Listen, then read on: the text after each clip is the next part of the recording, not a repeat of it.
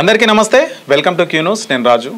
మరి తెలంగాణ రాష్ట్రంలో కవులు కళాకారులు మన ప్రస్తావన వచ్చినప్పుడైతే మరి తెలంగాణ రాష్ట్ర ఉద్యమ సమయంలో కావచ్చు, మన తెలంగాణ చరిత్రలో కావచ్చు, మన తెలంగాణ రాష్ట్రంలో కవులు కళాకారులకు అయితే ఒక ప్రత్యేక స్థానం అయితే ఉంటుంది. సో మన తెలంగాణ రాష్ట్రం ఏర్పడడానికి కారణం కూడా ఈ కవులు కళాకారులు ఒక ముఖ్య పాత్ర పోషించారనేది చెప్పవచ్చు. సో ప్రస్తుతం మనతో పాటు అయితే ప్రజాకవి గాయకుడు మహాజన గలం వ్యవస్థాపక అధ్యక్షులు సురేష్ మహాజన గారు ఉన్నారు. సో మాట్లాడదాం, ఆయన ప్రస్థానం గురించి మొత్తం కూడా క్లియర్గా తెలుసుకుందాం. నమస్తే అండి. నమస్కారం. సో ఎలా ఉన్నారు సార్? చాలా బాగా. సో ముందుగా సురేష్ మహాజన, అసలు సురేష్ మహాజన అని పెట్టుకోవడానికి కారణం ఏంటి? అసలు మామూలుగా పేర్లు అంటే వెనకాల కులం పేర్లు కావచ్చు, లేదంటే ఇంకేమైనా పేర్లు ఉంటాయి. సో మీరు ప్రత్యేకంగా మహాజన అని పెట్టుకున్నారు. సో మహాజన అని పెట్టుకోవడానికి కారణం ఏంటి? అది చెప్పే ముందు ఫస్ట్ మీ కుటుంబ నేపథ్యం, మీరు ఎక్కడి నుంచి వచ్చారు, సో అది చెప్పండి. మాది సింగరాజుపల్లి గ్రామం, ఓకే, దేవరపుల మండలం, జనగాం జిల్లా. మా నాయన పేరు మేడ మల్లేష్, అమ్మ పేరు లక్ష్మి, అన్న నరేష్, చెల్లె సునీత. ఇది మా కుటుంబం, సింగరాజుపల్లి. కుటుంబంలో ఉన్నటువంటి ప్రత్యేకత ఏంటంటే దాదాపు మా తాత కాన్స్ పాటలు పాడతాం. మేడ యాదగిరి మా తాత పేరు, మా నాయనమ్మ మేడ మొత్తం ఆమె కూడా పాడుతుంది. అట్లా ఆ బేసిక్లో పాట అనేది పాడడానికి. సో మీరు కవి అట్లాగే గాయకుడు. సో ముందుగా మనమైతే ఒక పాటతో స్టార్ట్ చేద్దాం. సో మీకు నచ్చిన పాట అయినా సరే, లేదంటే ఈ మధ్య మీరు రాసినటువంటి పాట అయినా సరే, ఏదైనా సరే ఒక పాటతోనైతే స్టార్ట్ చేద్దాం. ఒక పాట.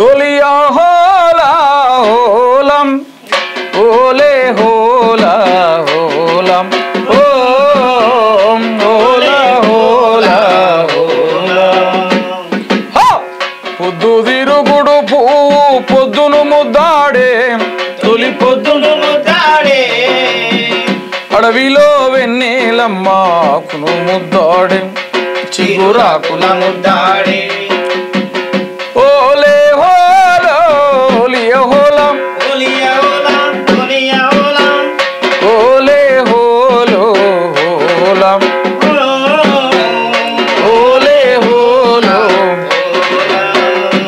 ఆహా, పిల్ల ఏరు పారి తల్లి ఏరును ముద్దాడే, తల్లి ఏరును ముద్దాడే, చంద్రమమ్మ పొంగి పొంగి నింగిని ముద్దాడే, నీటి చుక్కల ముద్దాడే, నింగిని ముద్దాడే, నీటి చుక్కల ముద్దాడే.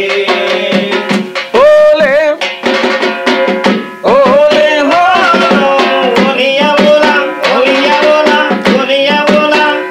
ఓలే హోలో.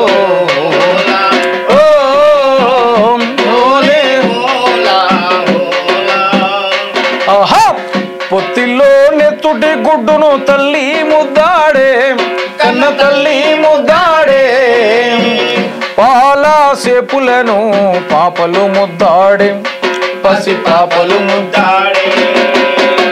ఓలే హోలా ఓలియ హోలా, ఓలే హోలో హోలా, ఓలే హోలో. అడి అడి అలసిపోయిన నెమలి కాళ్ళను కోయిల ముద్దాడే,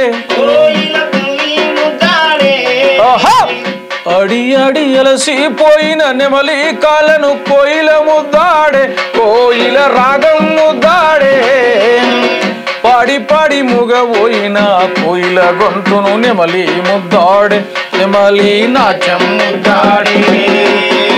ఓలే ఓలియ ఓలే హోలో, ఓలే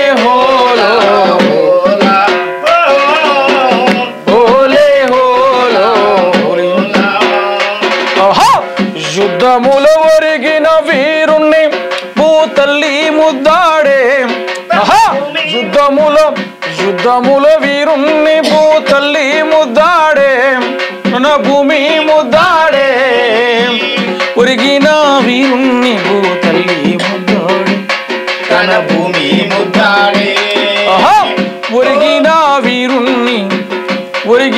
వీరుణ్ణి తూపాకి ముద్దాడే, ఆ తూటలు ముద్దాడే. ఓలే హో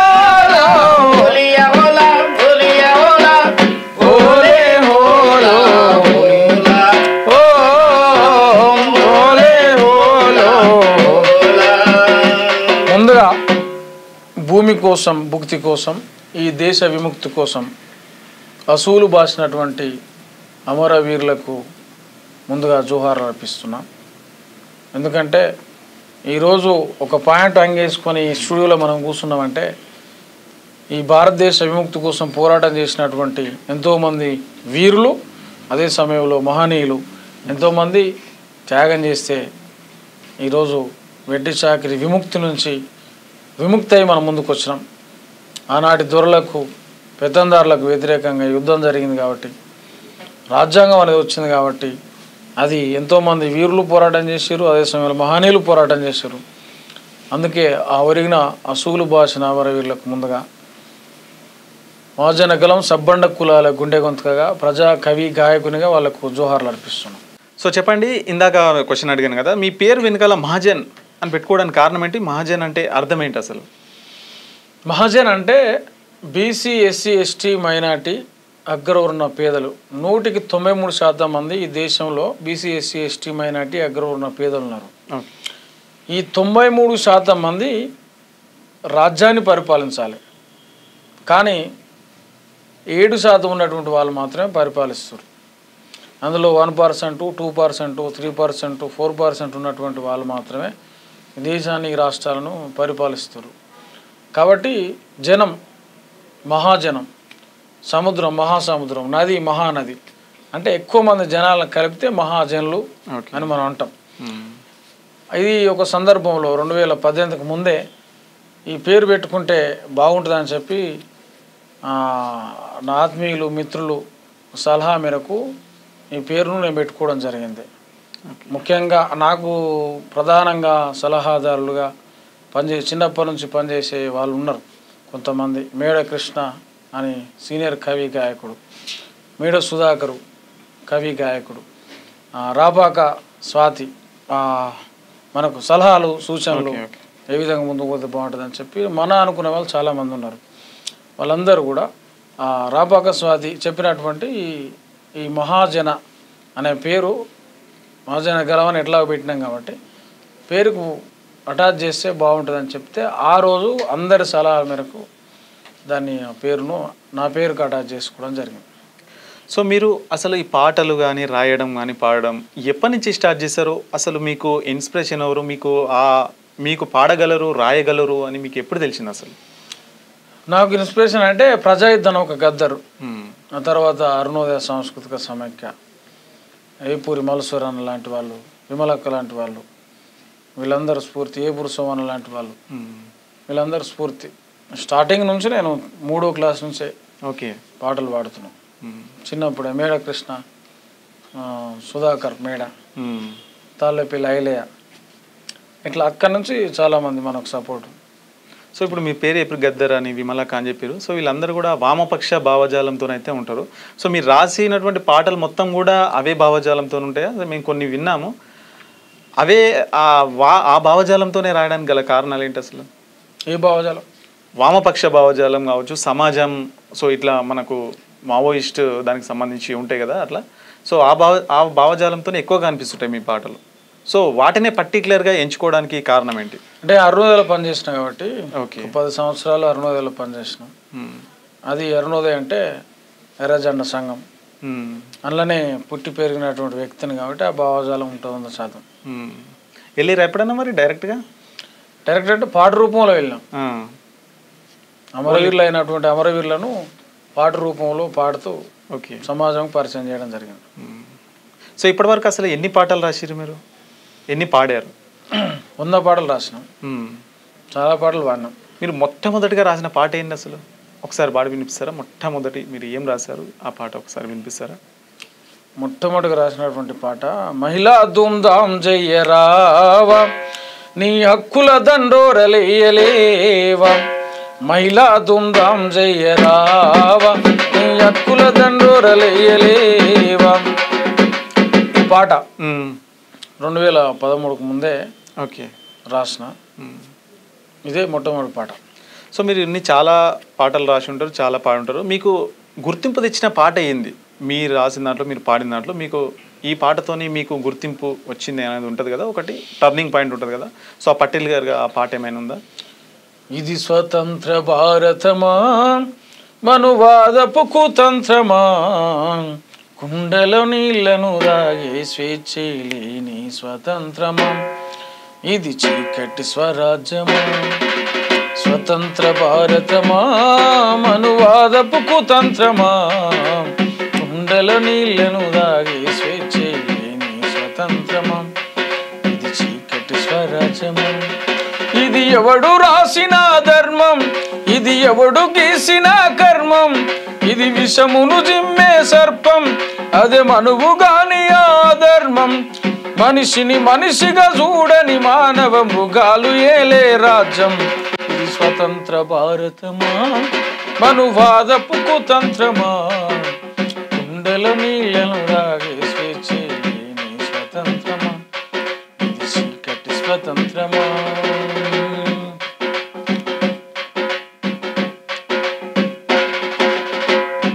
75 ఏళ్ల స్వతంత్రాన రాజస్థాను రాష్ట్రములోన జరిగింది మహాఘోరం. 9 ఏళ్ల పసి ప్రాణం దాహం తీర్చుకునుడే దళిత బాలుడు చేసిన నేరమా. స్వతంత్ర భారతమా మనువాదపు కుతంత్రమా,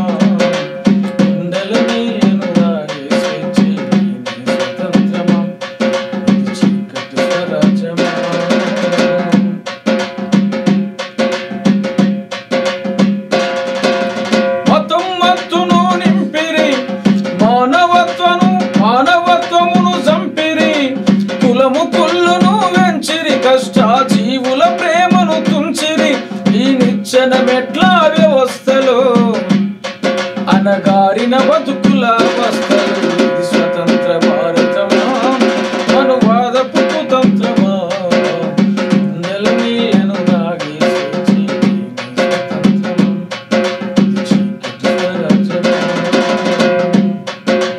మూడు రంగుల జెండను 3 ముక్కలుగాను చేసిరి. భారతమ్మ గుండెల్లో నా గుణపాలెన్నో దించిరి.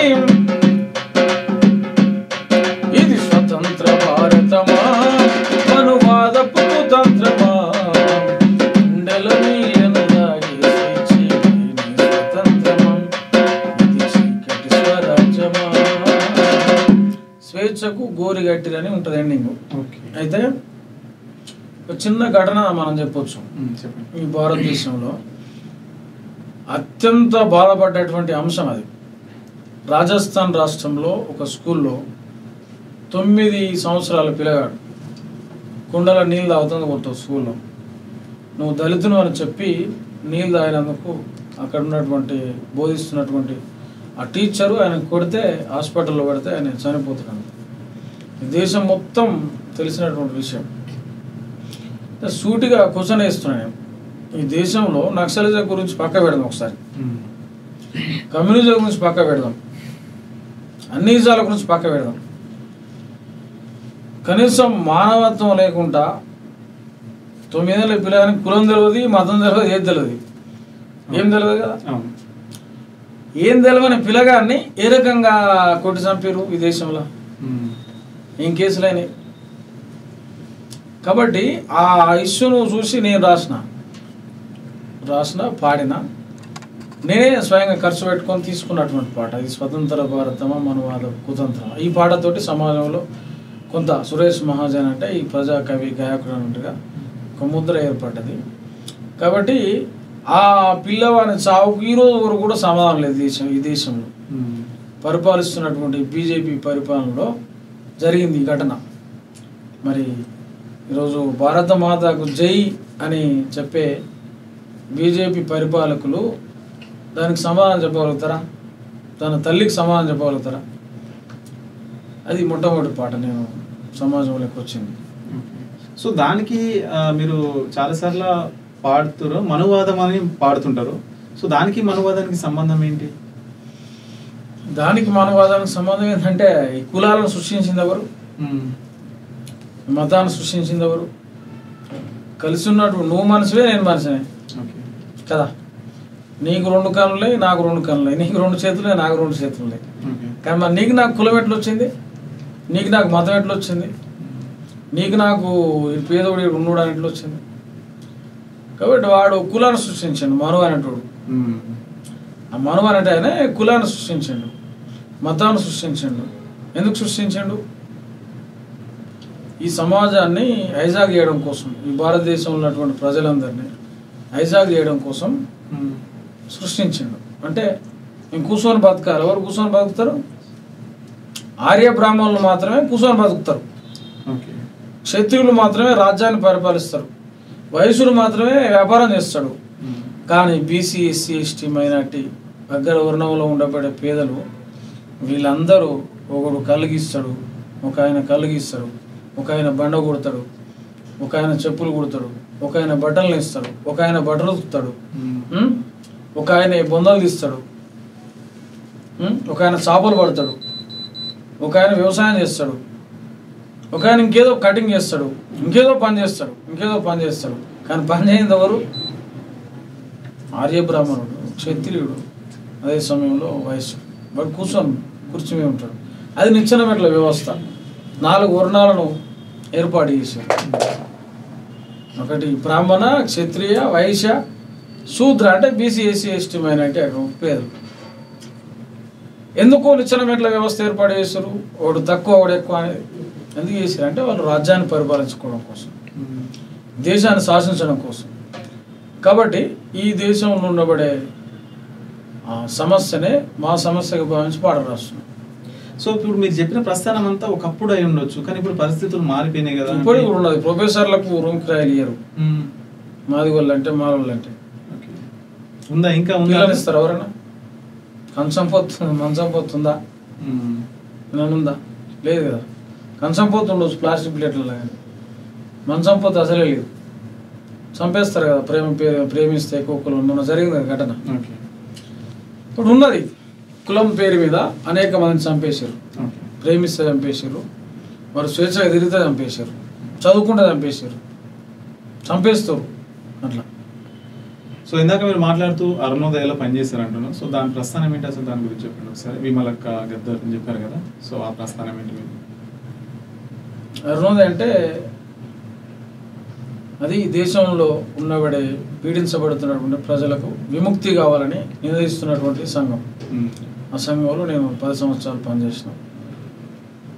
ఆ సంఘం ఈ సమాజానికి పరిచయం చేసింది. ఓకే. సో ఇప్పుడు ప్రస్తుతం దేశంలో మావోయిస్టులు అయితే పెద్ద ఎత్తున లొంగిపోతున్నారు.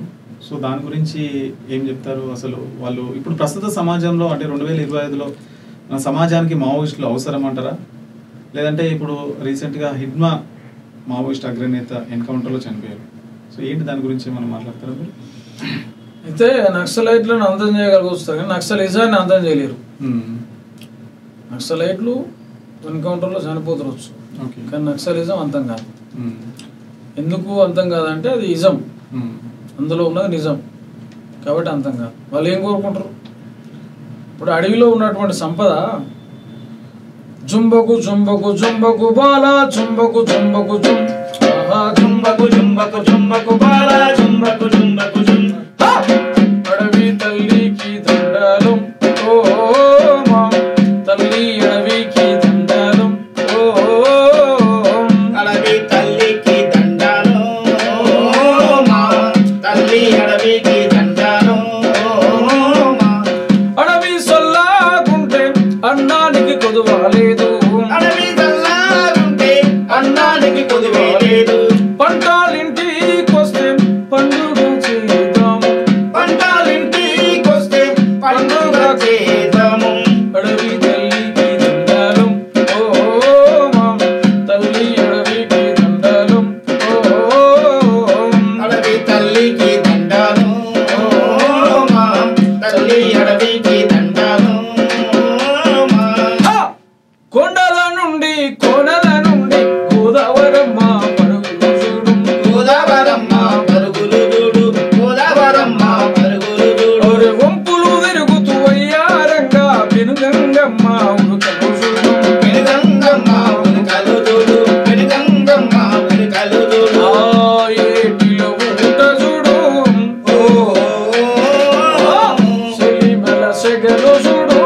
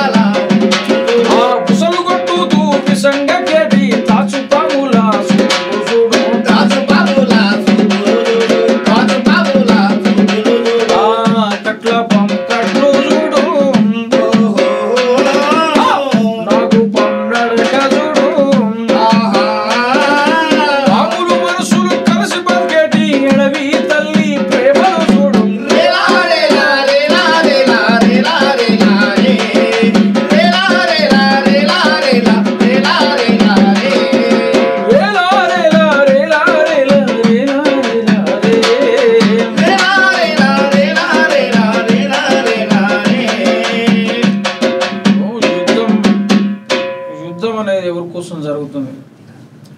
యుద్ధం అనేది పాకిస్తాన్ కోసం జరుగుతలేదు ఈ దేశంలో. యుద్ధం అనేది అమెరికా కోసం, ఆస్ట్రేలియా కోసం, శ్రీలంక కోసం జరుగుతలేదు. యుద్ధం అనేది ఈ దేశంలో అడవి సంపద కోసం జరుగుతుంది. ఎక్కడుంది అడవి? ఆదివాసి గూడాలలో అడవి ఉంది. అడవిలో ఆదివాసి ఉండరు.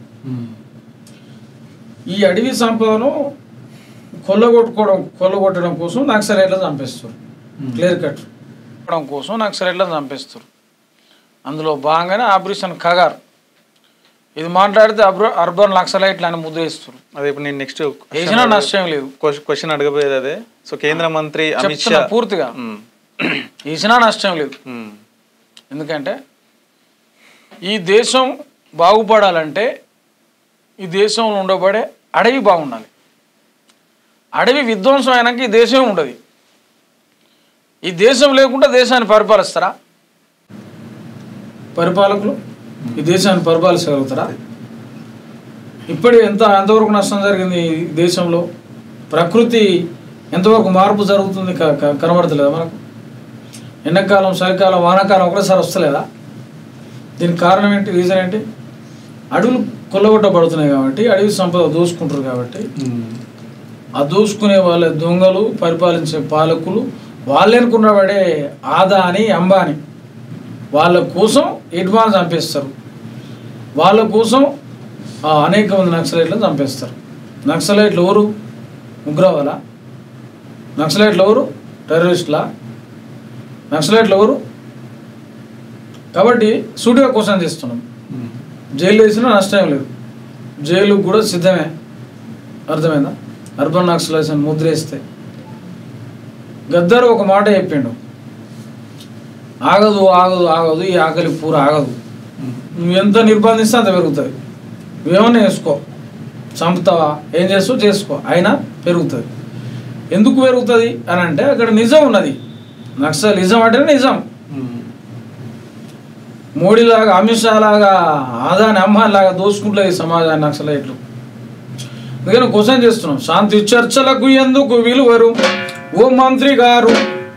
మీరు శాంతిని ఎందుకు కోరు ప్రధానమంత్రి గారు? శాంతి చర్చలకు ఎందుకు విలువరు ఓ మంత్రి గారు? మీరు శాంతిని ఎందుకు కోరు ప్రధానమంత్రి గారు? ఆపరేషను కగార్ ఎందుకు ఓ మంత్రి గారు? ఆపరేషను కగార్ ఎందుకు ఓ అమిత్ షా గారు? మా అడవి బిడ్డలా చంపుడేది నరేంద్ర మోడీ గారు. బార్డరులున్న సైనికులను పస్తరుకెందుకు పంపినారు? కర్రెగుట్టలో కమ్యూనిస్టుల కక్ష ఎందుకు కట్టినారు? ఉగ్రవాదులను వదిలిపెట్టి మీరు హోం మంత్రి గారు. ఇక్కడ ఒక పాయింట్, నేను చెప్పే తప్పైతే మీరు అరెస్ట్ చేసుకోవచ్చు, జైలు వేసుకోవచ్చు, ఏమైనా వేసుకోవచ్చు, ఎన్కౌంటర్ కూడా వేసుకోవచ్చు అడిగితే తప్పైతే. ఇప్పుడు ఉగ్రవాదులతోటి చర్చలు పెట్టినా లేదా? పాకిస్తాన్తో చర్చలు పెట్టినా లేదా? భారత్ పెట్టారు కదా. భారత్ పాకిస్తాన్ మధ్యలో యుద్ధం జరిగినప్పుడు కాశ్మీర్ కాడ ఒక పార్కులో అందరిని చంపేసిపోయినప్పుడు టెర్రరిస్టులు, ఆ యుద్ధం కొనసాగినప్పుడు చర్చలు జరిగినాయి, అంతిమంగా జరిగినాయి. మరి ఈ దేశంలో పోరాటం చేస్తున్నవారు భారత మాత అని అంటారు కదా. ఇడ్మా వాళ్ళ తల్లి ఎవరు? గణేష్ అన్న వాళ్ళ తల్లి ఎవరు? ఎన్కౌంటర్ అయినటువంటి వాళ్ళ తల్లులు ఎవరు? వీళ్ళందరూ భారత మాత కదా, భారత మాత మాతలు కదా. మరి భారత మాత అని చెప్పే మీరు పాకిస్తాన్తో చర్చలు పెట్టడానికి సిద్ధంగా ఉన్నారు, కానీ ఈ దేశ పౌరులతో చర్చలు ఎందుకు పెట్టరు? చర్చలు అడుగుతారు కదా. చర్చలు పెట్టకపోవడానికి కారణం ఏంటి? భారత రాజ్యాంగం జీవించే హక్కు ఇచ్చింది. బాబాసాహెబ్ డాక్టర్ బిఆర్ అంబేద్కర్ గారు జీవించే హక్కు భారత రాజ్యాంగం మనకి ఇచ్చింది. ప్రశ్నించే హక్కు కూడా ఇచ్చింది, అడిగే హక్కు కూడా ఇచ్చింది. ప్రశ్నించే హక్కు, జీవించే హక్కు లేనప్పుడు అది ఖచ్చితంగా మీరు అట్నే వేస్తే యుద్ధం ఇంకా పోరాటం అనేది ఆగదు, రూపం మారుతవచ్చు. బొంత పురుగు చీతకో చిలుకగా మారుతుంది ప్రాక్టికల్గా మనం చూస్తే. నక్సలిజం ఆ రూపం నుంచి ఇంకే రూపంగా రావచ్చు, కానీ మిమ్మల్ని మాత్రం అంతం చేస్తారు. మీరు అంతం చేయడం కాదు. ఏ రూపంలో అంతం చేస్తారు? రేపు ఓటు వస్తే ఓటు సాడగా గుద్దితే మీరు ఉండరు, ఊసిపోతారు. అందుకే ఓటు విప్లవం వర్దిల్లాలని చెప్పి గద్దర్ అన్నాడు. కాబట్టి ఉగ్రవాదులను వదిలిపెట్టి మీరు ఓం మంత్రి గారు, మా ఉద్యమకారుల సంపుడేంది ప్రధానమంత్రి గారు. ఉగ్రవాదులను వదిలిపెట్టి మీరు ఓం మంత్రి గారు, మా ఉద్యమకారుల సంపుడేంది ప్రధానమంత్రి గారు. అడవి బిడ్డల హక్కుల కోసం అన్నలు కన్నులు ఎత్తినారు. అడవి సంపద వాళ్ళదే అంటూ ప్రపంచానికి చెప్పినారు. నెత్తురు ఏరై పారిన గాని ఎత్తిన జెండను దించమన్నారు. అదానికి అంబానీకి ఓం మంత్రి గారు, మా అడవి సంపద దోసి పెడతారా ప్రధానమంత్రి గారు. అదానికి అంబానీకి ఓ అమిత్ షా గారు, మా అడవి సంపద దోసి పెడతారా నరేంద్ర మోడీ గారు. ఇది దోసిపెట్టడం కోసమే ఎన్కౌంటర్లు చేస్తారు. ఇది అడగొద్దా? అడిగే హక్కు లేదా? బరాబర్ అడుగుతారు, ప్రజలు అడుగుతారు. నీ ముందు అడగకుండా సారంగం గుద్దితే నువ్వు పోతావు. మీ తాతకు తాత ఇట్లర్ కాడు మీలో అవన్నీ నిరనేలిగిండు, కానీ ఆడు ఎలగర పడ్డాడు. ఆఖరికి మీరు కూడా గదే పరిస్థితి. ఆరిపోయే దీపానికి వెలుగు ఎక్కువ. నక్సలిజం అనేది ఆరిపోదు.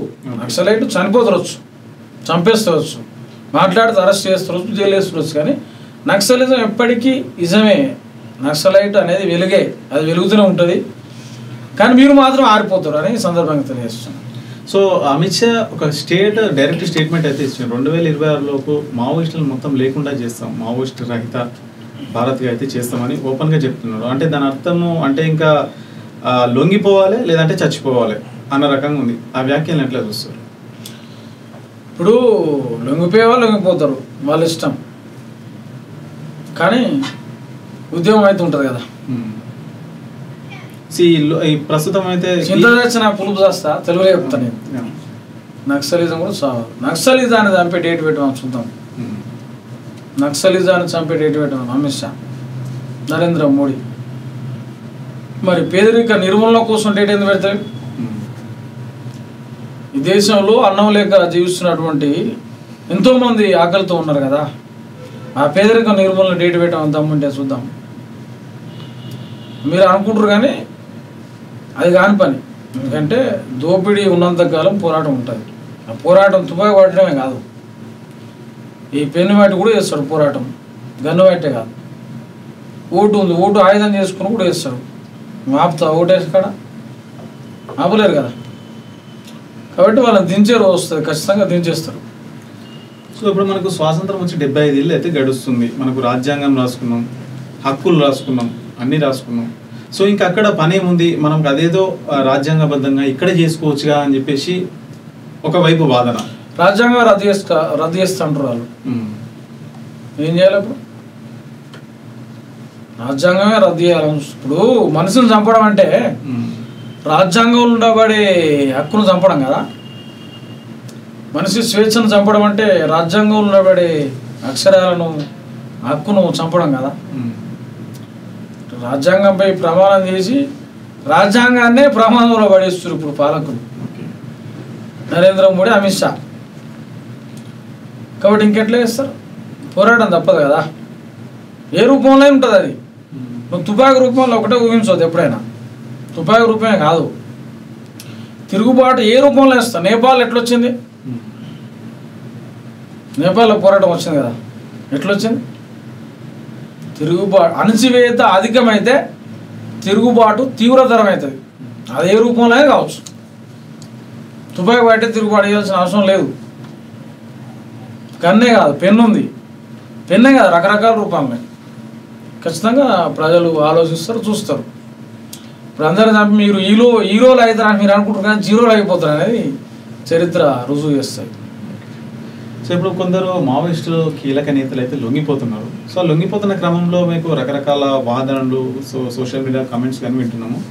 సో వీళ్ళైతే ప్రస్తుతానికి ఎప్పుడో వెళ్ళారు, వాళ్ళ యుక్త వయసులో ఏ టైంలో వెళ్ళారు. సో ఇప్పుడు లొంగిపోతున్నారు.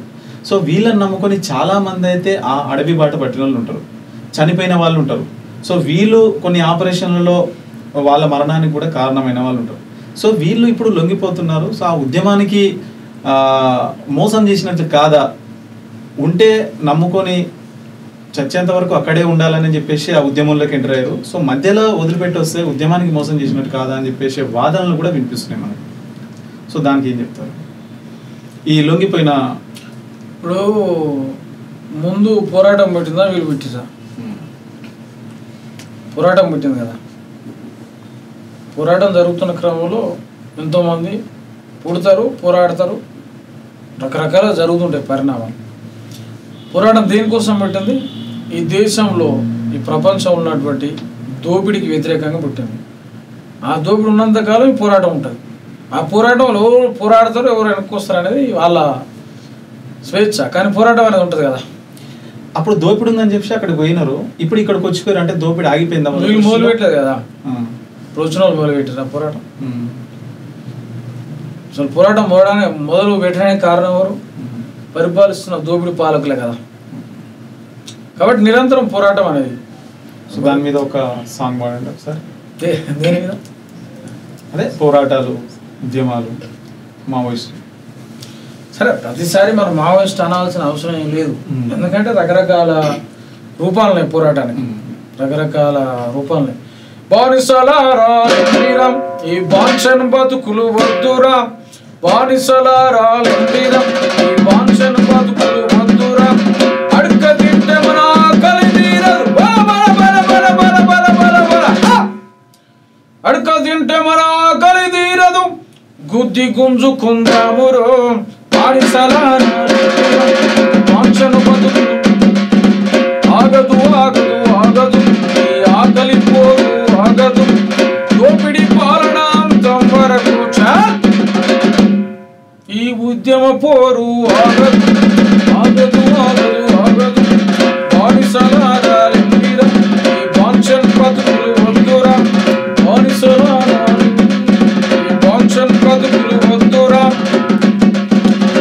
ఆగదు ఆగదని రాసింది గద్దరే, బానిసరాలు తింటాను రాసిన కూడా గద్దరే. రూపాంతరం చెందింది పోరాటం. ఆగదు ఆగదని ఆ రోజు అన్నాడు. ఆగొద్దని ఈ పాట స్టార్ట్ చేసాడు బానిసలారా. సో ఈ అంశం కొద్దిగా పక్కన పెడితే ఇప్పుడు ప్రస్తుతం తెలంగాణ అంశం తీసుకున్నాం. సో తెలంగాణ ఉద్యమంలో మీ ప్రస్థానం ఏంటి? ఎప్పుడు మీరు తెలంగాణ ఉద్యమంలో ఎంటర్ అయ్యారు? సో దాని గురించి చెప్తున్నాం సార్. తెలంగాణ ఉద్యమంలో 2009 నుంచే ఉన్నా. 2010 కూడా సుదీర్ఘంగా పనిచేసినాం. చెర్లపల్లి జైలు కూడా పోయినాం. అనేక అరెస్టులు, అనేక వేదికలు, అనేక నిరసనలు, అనేక కార్యక్రమాలు. జై తెలంగాణ నినాదంతో నా వంతు పాత్ర కూడా నేను 2014 వరకు కూడా పనిచేసినాం. అనేక ప్రాంతాలు తెలంగాణ జిల్లాలని తిరిగినాం పాటలు పాడుతూ. అమ్మ తెలంగాణ ఆకలి కేకల గానం, చెరువు ధూమ్ధాం తెలంగాణ, ఆడదంద పుల్ల తెరవేర, పోరు సాగుతుందిరా కొడక, ఇట్లా అనేక పాటలు పాడుకుంటూ అరుణోదయ సాంస్కృతిక సమైక్య విమలక్క నాయకత్వంలో, పైలం సంతోష్ అన్న నాయకత్వంలో, ఏపూరి మల్సూర్ అన్న, వెంకటన్న, ఇంకా అనేక మంది కళాకారులతోటి పనిచేయడం జరిగింది. నిర్మలక్క, ఇట్లా చాలామంది. ఇట్లా తెలంగాణ ఉద్యమం కోసం అనేక మేధావులతోటి, కవులు కళాకారులతోటి, గద్దరన్నతో, అందరితోటి కలిసి, ఏపూరి సవన్నతో కలిసి పనిచేయడం జరిగింది. సో తెలంగాణ ఉద్యమంలో కవులు, కళాకారులు, పాట అనేది కీలక పాత్ర పోషించింది. సో తెలంగాణ వచ్చిన తర్వాత వీళ్ళ పరిస్థితి ఏంటి? అసలు కవులు, కళాకారుల పరిస్థితి ఎట్లా ఉంది ఇప్పుడు ప్రజెంట్? తెలంగాణ కవులు, కళాకారుల పరిస్థితి అది తెరలైపోయింది. అవార్డుల పేరుతోటి బంద్ కాబడ్డది. రివార్డుల పేరుతోటి, అవార్డుల పేరుతోటి బంద్ కాబడ్డది. తెలంగాణ కోసం ఎంతోమంది పాటలు పాడారు, ఎంతమంది రాశారు, ఎంతమంది జైలు పోయారు, ఎంతమంది దెబ్బలు తిన్నారు, ఎంతోమంది వాడితే తెలంగాణ వచ్చింది. 10 మందో 20 మందో 500 మందో వాడితే రాలే తెలంగాణ. వేలాది మంది కవులు, కళాకారులు, రాసేటోళ్ళు, పాడేటోళ్ళు, ఆడేటోళ్ళు. ఇప్పుడు డప్పు కొడుతున్నాడు మా బ్రదర్ డప్పు నరేష్, పాట పాడుతున్నాడు మన ఎండి కాసిం అన్న. ఆయన పాట, ఆయన డప్పు, ఎగిరే వాళ్ళు ఆట. ఈ ఆట, పాట, మాట ఇవన్నీ ఉంటేనే తెలంగాణ వచ్చింది. మరి ఎంతమంది ఉన్నారు అట్లా? పాడేటోళ్ళు, ఆడేటోళ్ళు, ఎగిరేటోళ్ళు, దునికేటోళ్ళు, అనేక కళారూపాలు. వీళ్ళందరూ కవులు కళాకారులు కదా. నాయకుడు వస్తే కూరాటం వేయాలి, నాయకుడు వస్తే డోలు కొట్టాలి, నాయకుడు వస్తే డప్పు కొట్టాలి, నాయకుడు వస్తే పాట పాడాలి, నాయకుడు వస్తే ఎగరాలి, దునకాలి. వీళ్ళందరూ కళాకారులే. వీళ్ళందరూ పనిచేస్తారు కదా. మన ముఖ్యమంత్రి రేవంత్ రెడ్డి ఏమన్నా తెలంగాణ ఉద్యమంలో పనిచేసిండా? కేసీఆర్ లేదా కేటీఆర్ తెలంగాణ కోసం ఏమన్నా ప్రాణం ఇచ్చారా? మరి ఏ ప్రాణం అయినటువంటి వాళ్ళు, సరే కేసీఆర్ అంటే తెలంగాణ ఉద్యమం చేసిండు అనుకుందాం, కేటీఆర్ ఏం చేసిండు? కేటీఆర్ ఆయనకు సపోర్ట్ చేసిండు అనుకుందాం. ఇంకా వేరే వాళ్ళు ఏం చేసారు? ఏం చేయలేదు కదా. చేయనటువంటి వాళ్ళందరూ కూడా పదవులు అనుభవిస్తారు కదా. అసలు తెలంగాణనే వ్యతిరేకించినటువంటి వాళ్ళు ఉన్నారు కదా, వాళ్ళందరూ కూడా ఇలా మంత్రులు అయ్యారు కదా. బీఆర్ఎస్లో, కాంగ్రెస్లో, ఇళ్ళకి పోయిన తెలంగాణ ఉద్యమం సంబంధం లేకుండాటువంటి వాళ్ళందరూ కూడా ఎమ్మెల్యే అయ్యారు, మంత్రులు అయ్యారు, ముఖ్యమంత్రులు అయ్యారు. కానీ ఆ ఉద్యమానికి సంబంధం ఉన్నటువంటి కవులు కళాకారులు మాత్రం అడిగి రేడికి శ్మశాన వాటికి ప్రజా యుద్ధన గద్దరన్న లాంటి వాళ్ళు, మన చనిపోయిన అందశ్రీ లాంటి వాళ్ళు, ఎప్పుడో పాటలు రాసినటువంటి ఎర్ర ఉపాలన్ లాంటి వాళ్ళు, పాలెం సంతోష్ లాంటి వాళ్ళు, ఇట్లా అనేక మంది కవులు, నిసార్ లాంటి వాళ్ళు, ఇట్లా కళాకారులు, మన అరుణోదయ రామారావు లాంటి వాళ్ళు, ఎంతోమంది కవులు కళాకారులు అయితే మరి అసూలు బాసారు కదా. పదవులు వీళ్ళు అనుభవిస్తే ప్రాణాలు వీళ్ళు అర్పించారు. గౌరవం దక్కిందని చెప్తున్నారు అందశ్రీ పాటలు. చాలా సంతోషమే. గౌరవం దక్కింది కానీ ప్రాణం దక్కలేకపోయింది. కారణం ఏంటి? 10 సంవత్సరాలు కేసీఆర్ ఆయన ఇబ్బంది పెట్టలేదా అందశ్రీని? 10 సంవత్సరాలు గద్దరన్నను కేసీఆర్ హింసించలేదా? ఆ తర్వాత గౌరవం దక్కింది కానీ ప్రాణం దక్కలేదు కదా. ఎక్కడికి పోయారు వాళ్ళు? హాస్పిటల్లో పోయారు. వాళ్ళ పర్యవేక్షణ ఉందా? వాళ్ళ ఆరోగ్య భద్రత ఉందా? వాళ్ళ ఆర్థిక భద్రత ఉన్నదా? మరి ఇవన్నీ ఉంటే వాళ్ళు ఎట్లా మధ్యలో చచ్చిపోతారు? వీళ్ళు ఎట్లా? కేసీఆర్కి ఇబ్బంది అయితే ఏడిపోతాడు, యశోద హాస్పిటల్ పోతాడు. రేవంత్ రెడ్డికి ఇబ్బంది అయితే ఏడిపోతాడు, యశోద హాస్పిటల్ పోతాడు. కానీ అందశ్రీకి ఇబ్బంది అయితే గాంధీ హాస్పిటల్ పోవాల్సి వచ్చింది. గాంధీ హాస్పిటల్ తక్కువేం కాదు, కానీ వాళ్ళకి స్పెషల్ కేర్ తీసుకోవాల్సిన అవసరం కదా కవులు కళాకారులు కదా. దాచిదాచి దయాపాలు చేసినట్టు పాట పాడింది మేము, ఆట ఆడింది మేము, ఎగిరింది మేము, కానీ పరిపాలిస్తుంది వాళ్ళు. అందుకే మీ పార్టీలకు కావాలి పాట, కానీ మాకు వాటేది ఆర్థికంగా, రాజకీయంగా, సామాజికంగా. ఈ 3 రకాలుగా లేవు. మీరేదో పిచ్చం వేసినట్టు మాకు 25,000 30,000 జీతం ఇచ్చి మేము జీతాలు ఉంచుకొని మీ పాటే పాటించుకోవడం కాదు. ఏ పాట పాడినా మాకు గుర్తింపు ఉండాలి. అందశ్రీ పోయి రేవంత్ రెడ్డి పాట పాడితే గుర్తింపు ఇవ్వడమే కాదు, ఆయన వాళ్ళలేదు. కానీ అనుకూలంగా ఉన్నటువంటి వాళ్ళకే గుర్తింపు ఇవ్వడం కాదు. అందరు అనుకూలంగా ఉండరని నేను చెప్తలేను, కానీ చాలామంది కళాకారులు ఉన్నారు. వాళ్ళందరినీ కూడా ఏ పాట అయినా కావచ్చు, వాళ్ళు ఇన్లైన్ ఉండొచ్చు, వాళ్ళందరినీ గుర్తించాలి. ఎక్కడైనా ఉండొచ్చు, వాళ్ళు ఏ రూపంలో ఉండొచ్చు కళాకారులు. వాళ్ళందరినీ గుర్తించడంలో బీఆర్ఎస్ విఫలమైంది, కాంగ్రెస్ కూడా విఫలమైంది. అర్థమైంది? నోట్లో చక్కెర పెట్టి అది ఉంటుంది తెలంగాణ సమాజం, అట్లా చేస్తున్నట్టు వాళ్ళు. సో ఎన్నో పోరాటాలు చేసిన తర్వాత కూడా తెలంగాణ వచ్చింది. తెలంగాణ వచ్చిన తర్వాత టీఆర్ఎస్, ఇప్పుడు బీఆర్ఎస్ 10 ఏళ్ళు అయితే పరిపాలించింది. కారు పోయి కాంగ్రెస్ వచ్చిన కష్టాలు తప్పలేదు,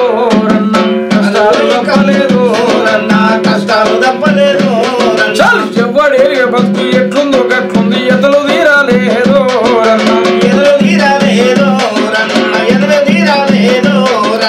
కారు పోయి కాంగ్రెస్ వచ్చిన కష్టాలు తప్పలేదు,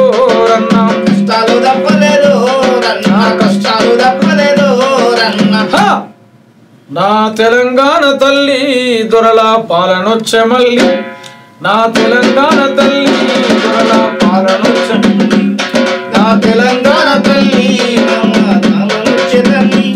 నా తెలంగాణ తల్లి నీకు తెగులు చుట్టే మళ్ళీ, నా తెలంగాణ తల్లి నీకు తెగులు చుట్టే మళ్ళీ. పారుతున్నాయి నిండుతున్నాయి చెరువులు కుంటాలు, నిండినోనికే నిండుతున్నది, ఎండినోనికే ఎండుతున్నది, ఎండినోనికే భూములు లేని పేదలకేమో పువ్వ దొరకపోయే,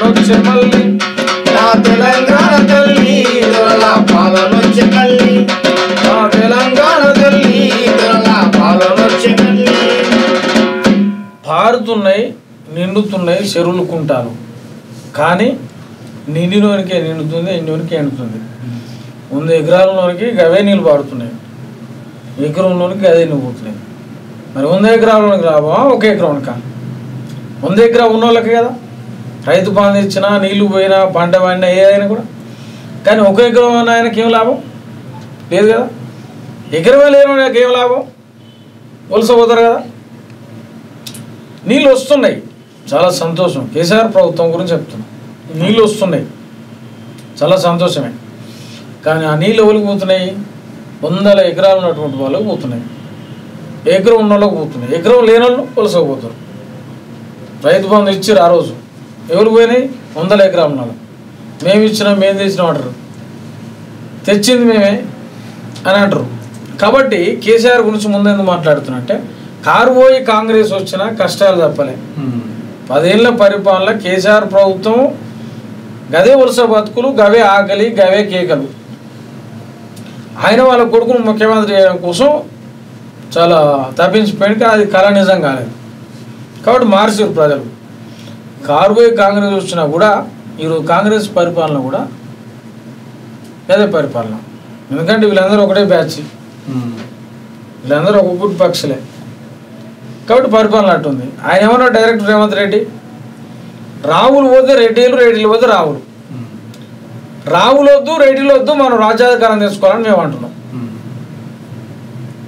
ఎందుకంటే ఎంతకాలం మీరు పరిపాలిస్తారు మేము ఎందుకు పరిపాలించాలి కాబట్టి ఆకలికే గలతో జనం అల్లాడిపోతుంటే అప్పుల కుప్పలతో నేడు తెల్లారిపోతుంటే రాష్ట్రం కాష్టములా బగ మండుతుంటే తెలంగాణ ప్రజల బతుకు తెరలైపోతుంటే ఇది వాస్తవం ఏడుందిరో ప్రజాపాలన ఏమయ్యిందిరో ప్రజాపాలన ఏడుందిరో ప్రజాపాలన ఏమైందిరో ప్రజాపాలన ఏడుందిరో ప్రజాపాలన ఏమయ్యిందిరో ప్రజాపాలన ఏమైందిరో ప్రజాపాలన ఏమైందిరో ప్రజాపాలన 60 ఏళ్ల నుండి మన లారిగోసా పెట్టినోళ్ళు అరిగోసా పెట్టినోళ్ళు అరిగోసా పెట్టినోళ్ళు 6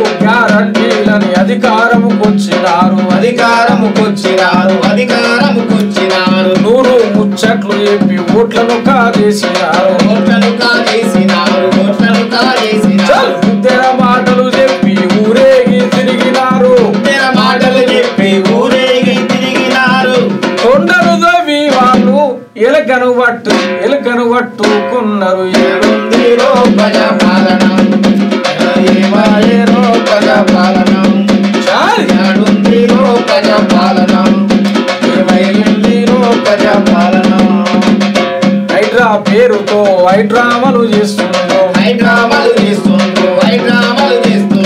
ఏదుల్లా ఇళ్ళన్నీ కూల్చి పారేస్తుండ్రు అవినీతి రాబాంగుల అవతలకి నెట్టినారు అవినీతి రాబాందుల అంటును కూడా చూడలేదు ఆకలిగొన్న పేదల అరిగోస వెళ్తుండ్రు ఏమైందిరో ప్రజాపాలన ఏమైందిరో ప్రజాపాలన ఏమైందిరో ప్రజాపాలన ఏమైందిరో ప్రజాపాలన వాస్తవం కదా 60 ఏళ్ళ నుంచి ఆల్రెడీ పరిపాలించడంలో వాళ్ళు కాంగ్రెస్ ద్వారానే వేలాది మంది విద్యార్థులు ఆత్మహత్య చేసుకుని చచ్చిపోయారు ఆ తర్వాత వాడు వద్దని చెప్పి మనం తెలంగాణ తెచ్చుకున్నాం మేము తీసుకొచ్చుకున్నాం వాళ్ళకి అదే కథ వీళ్ళకి అదే కథ కాబట్టి వీళ్ళ పాలనలో రావులు పోయి రెడ్డిలు వచ్చినా రెడ్డిలు పోయి రావులు వచ్చినా వీళ్ళు పోయి వాళ్ళు వచ్చినా వాళ్ళు పోయి వీళ్ళు వచ్చినా ఎవరు పోయి ఎవరు వచ్చినా కూడా తెలంగాణ ప్రజల బ్రతుకులు మారాయి 2005లో వాడిన పాట అమ్మ తెలంగాణ ఆకలి కీకల కానం గద్దెల రాసిండు 1996 రాసిండు అది రాసినందుకే తూటాలు పడ్డాయి గద్దరు కాబట్టి ఆ రోజు వాడినటువంటి పాట ఈ రోజు వరకు వాడుకుంటున్నాం. ఎందుకంటే ఆకలి పోలేదు, అవమానం పోలేదు, అణచివేత పోలేదు. నువ్వు నవ్వుకుంటా కూర్చున్న ముక్కాట ఏడిచినా రాదట. అర్థమైందా? నవ్వుకుంటా కూర్చున్న ముక్క ఏడిచినా రాదు. అట్లా రేవంత్ రెడ్డి పరిపాలన అట్లుంది. సో మరొక వైపు వీళ్ళు డిసెంబర్ 1 నుంచి 9 వరకు అయితే ప్రజాపాలన వారోత్సవాలు అయితే చేస్తున్నారు. కాంగ్రెస్ అధికారంలోకి వచ్చి 2 ఏళ్ళు అయిపోయింది, ప్రజలు సంతోషంగా ఉన్నారు, వీలైనంత వరకు హామీలన్నీ అమలు చేసినాము. సో దానికి నిదర్శనమే మొన్న జరిగిన జూబ్లీహిల్స్ ఉప ఎన్నికల్లో మళ్ళీ ప్రజలు కాంగ్రెస్ పట్టం కట్టిరని చెప్పేసి వాళ్ళు రేపు సంబరాలు కూడా చేయబోతున్నారు. సో ఎట్లా చూస్తారు దాన్ని? ఇప్పుడు చెప్పిన కదా, అమ్మా తెలంగాణ ఆకలి కేకల గానం. ఆకలి పోయినప్పుడు ప్రజాపాలన వచ్చినట్టు. ఆకలి పోయిందా? ఉదాహరణ నేనే చెప్తా. ఒక కవి గాయకునిగా మాకు ఒక టైంకు అన్నం దొరకక 5 రూపాయల భోజనం కాడికి పోయినాం. ఆకలి చంపుకోలేక, అది తినలేక. ఈరోజు తెలంగాణ ప్రజల బతుకు ఇంకెట్లుందో ఒకసారి ఆలోచించండి. తెలంగాణ ప్రజల బతుకులో ఆకలి పోయినప్పుడు ప్రజాపాలన అవుతుంది. ప్రజాపాలన అనేది మీకు మంత్రి పదవులు వచ్చినంత మాత్రాన, ఎమ్మెల్యేలు అయినంత మాత్రాన, ముఖ్యమంత్రులు అయినంత మాత్రాన, ఎంపీలు అయినంత మాత్రాన, కాంగ్రెస్ పార్టీ అధికారంలో ఉన్నంత మాత్రాన ప్రజాపాలన వచ్చిందంటే అది అబద్ధం. ప్రజాపాలన రాలేదు. ప్రజాపాలన రావాలంటే రాజ్యాధికారం రావాలి. ప్రజాపాలన అంటే ఎవరు? ప్రజలు. 93% మంది ఉన్నాం ప్రజలం. అన్ని ఇస్తుండ్రుగా అని తమ్ముడా, సింపుల్ క్వశ్చన్. అన్ని ఇస్తుండ్రుగా అని తమ్ముడా, ఏమిస్తారు? మీకు చేపలు ఇస్తాం, మీకు బర్రెలు ఇస్తాం, మీకు గొర్రెలు ఇస్తాం, కప్పుకోవడానికి దుప్పట్లు ఇస్తాం, ఈ కిట్ ఇస్తాం, ఆ కిట్ ఇస్తాం, కళ్యాణ లక్ష్మి ఇస్తాం, లేకుంటే మీకు ఉచిత కరెంట్ ఇస్తాం, లేకుంటే మీకు రైతుకు సంబంధించిన అదొకటి ఇస్తాం, బీమా ఇస్తాం, ఇది ఇస్తాం, అది ఇస్తాం, పింఛన్ ఇస్తాం, రకరకాలు ఇస్తాం. యువతకు మీకు 3000 ఇస్తాం, గ్యాస్ ఫ్రీగా ఇస్తాం. అన్నీ ఫ్రీగా ఇస్తారు కదా, అన్నీ ఇస్తారు కదా. మీకు సర్పంచ్ ఇస్తాం, ఎంపీటీసీ ఇస్తాం, జడ్పీటీసీ ఇస్తాం, అన్నీ ఇస్తారు కదా. మరి ముఖ్యమంత్రి ఎందుకు ఇస్తలేరు? అన్నీ ఇస్తుండ్రుగా అని తమ్ముడా, అధికారం ఎందుకు ఇస్తలేరు అడుగుదాములెమ్మురా. అన్నీ ఇస్తుండ్రుగా అని తమ్ముడా, అధికారం ఎందుకు ఇస్తలేరు అడుగుదాములెమ్మురా. అన్నీ ఇస్తుండ్రుగా అని తమ్ముడా, తన వాళ్ళనేమో మంత్రుల చేస్తా ఉండ్రు, తన వాళ్ళనేమో మంత్రుల చేస్తా ఉండ్రు, తన వాళ్ళనేమో అధికారుల చేస్తుండ్రు, తన వాళ్ళనేమో అధికారుల చేస్తుండ్రు, మన వాళ్ళనేమో చీతాలు ఉండమండ్రు. అన్ని ఇస్తుండ్రు గాని తమ్ముడా, అధికారం ఎందుకు ఇస్తలేరు అడుగుదాములెమ్మురా. అన్ని ఇస్తుండ్రు గాని తమ్ముడా, గుల్ల కుర్వలకేమో గొర్రు మేకలిచ్చినారు, గొల్ల గొర్రెలకేమో గొర్రెలు మేకలిచ్చినారు, ఏమి లేనుల్లనేమో పర్లగాయమన్నారు, ఇవన్నేళ్ళనేమో బర్లగాయమన్నారు, సాలుల్లానేమో మగ్గాలను నెయ్యమన్రు, చాలోళ్ళనేమో మక్కాలు నెయ్యమన్రు, సాగలుల్లానేమో బట్టలుక్కి బతకమన్రు, సగలుళ్ళనేమో బట్టలుదికి బతకమన్రు, మంగళుల్లానేమో గడ్డాలు చెయ్యమన్రు, మగలుళ్ళనేమో గడ్డాలు చెయ్యమన్రు, మాదిగుల్లానేమో చెప్పులను అమ్మమన్రు. మలిగోళ్ళనేమో చెప్పులను అమ్మమన్రు. అన్నీ ఇస్తుండ్రుగా అని తమ్ముడా, మీరు ఎట్లుంటారు అట్నే ఉండ్రి. మీకు చేపలు ఇస్తాం, మీరు తాళెక్కుతా అంటే మూకులు ఇస్తాం. కానీ కేసీఆర్ కొడుకు మాత్రం కారెక్కాలే, అధికారంలో ఉండాలి.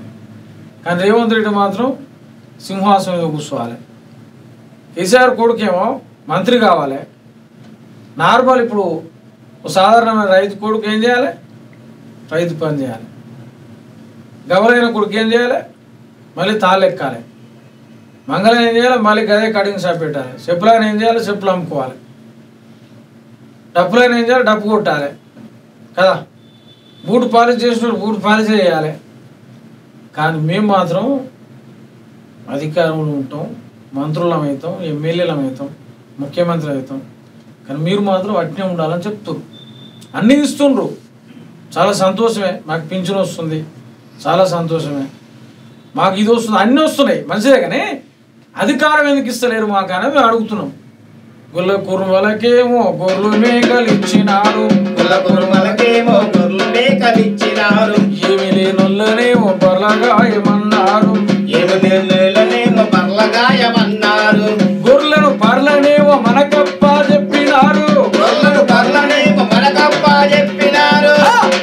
అధికార పగ్గాలు వాళ్ళు పట్టుకున్నారు. తమ్ముడా అధికారం ఎందుకు ఇస్తలేరు అడుగుదాము లెప్పుడా, ఇస్తుండ్రు గాని తమ్ముడా అధికారం ఎందుకు ఇస్తలేరు అడుగుదాము లెప్పుడా, ఇస్తుండ్రు గాని తమ్ముడా. అది మాత్రం అడుగుతాడు. సో మీరు మాట్లాడుతూ అధికారం ఎందుకు ఇస్తలేరు అంటారు. అధికారం వాళ్ళ చేతిలో లేదు కదా, ప్రజల దగ్గర ఉంది కదా అధికారం ఇచ్చే హక్కు. ప్రజలు ఓట్లు వేస్తే వాళ్ళు అధికారులు అయ్యారు, అధికారం వాళ్ళ చేతికి వచ్చింది. సో వాళ్ళు ఎట్లా ఇస్తారు అధికారం? ప్రజలు కదా ఇవ్వాల్సింది. రేవంత్ రెడ్డి పక్కన ఉన్నటువంటి ఉప ముఖ్యమంత్రి ఎవరు? బట్టి విక్రమార్క. మరి ఆయన ఫోకస్ చేసి యాత్రలు చేశారు కదా. కేసీఆర్ ఏం మాట్లాడాడు? దళితులను ముఖ్యమంత్రి చేస్తున్నాడా అనలేదా? అన్నారు. అన్నది వాళ్ళ మనం వాళ్ళే అన్నారు. దళితులను పక్కన పెట్టుకుంది రేవంత్ రెడ్డి మనం కాదుగా. దళితుల్ని, బీసీలను, ఎస్టీలను, అనగారిన వర్గాలందరినీ పక్క పెట్టుకొని, కులానికి ఒకరిని పక్క పెట్టుకొని అధికారం తెచ్చుకుంది వాళ్ళ మనం కాదు. కాబట్టి మీరు అన్ని ఇస్తున్నారు, కానీ చాలా సంతోషమే. మీరు ఇస్తున్నారు, మీ ఇంట్లోకి వెళ్ళి ఇస్తారు కానీ అన్ని ఇస్తున్నారు, సంతోషమే. కానీ అధికారం ఎందుకు ఇస్తారు అని అడుగుతున్నాం. అన్నిటికీ ఉన్నాయి కదా, ఎస్సీ సెల్, బీసీ సెల్, ఈ సెల్, ఆ సెల్. ఆ సెల్ అని మనకు తెలియదు, కానీ ఒకటే సెల్ తెలుసు నాకు, ముఖ్యమంత్రి అనే సెల్ తెలుసు. ఆ సెల్కు బీసీ ఎందుకు అవుతాడు, ఎస్సీ ఎందుకు అవుతలేడు, ఎస్టీ ఎందుకు అవుతలేడు, వీళ్ళు ఎందుకు అవుతలేరు? రీజన్ ఏంటి? కారణం ఏంటి?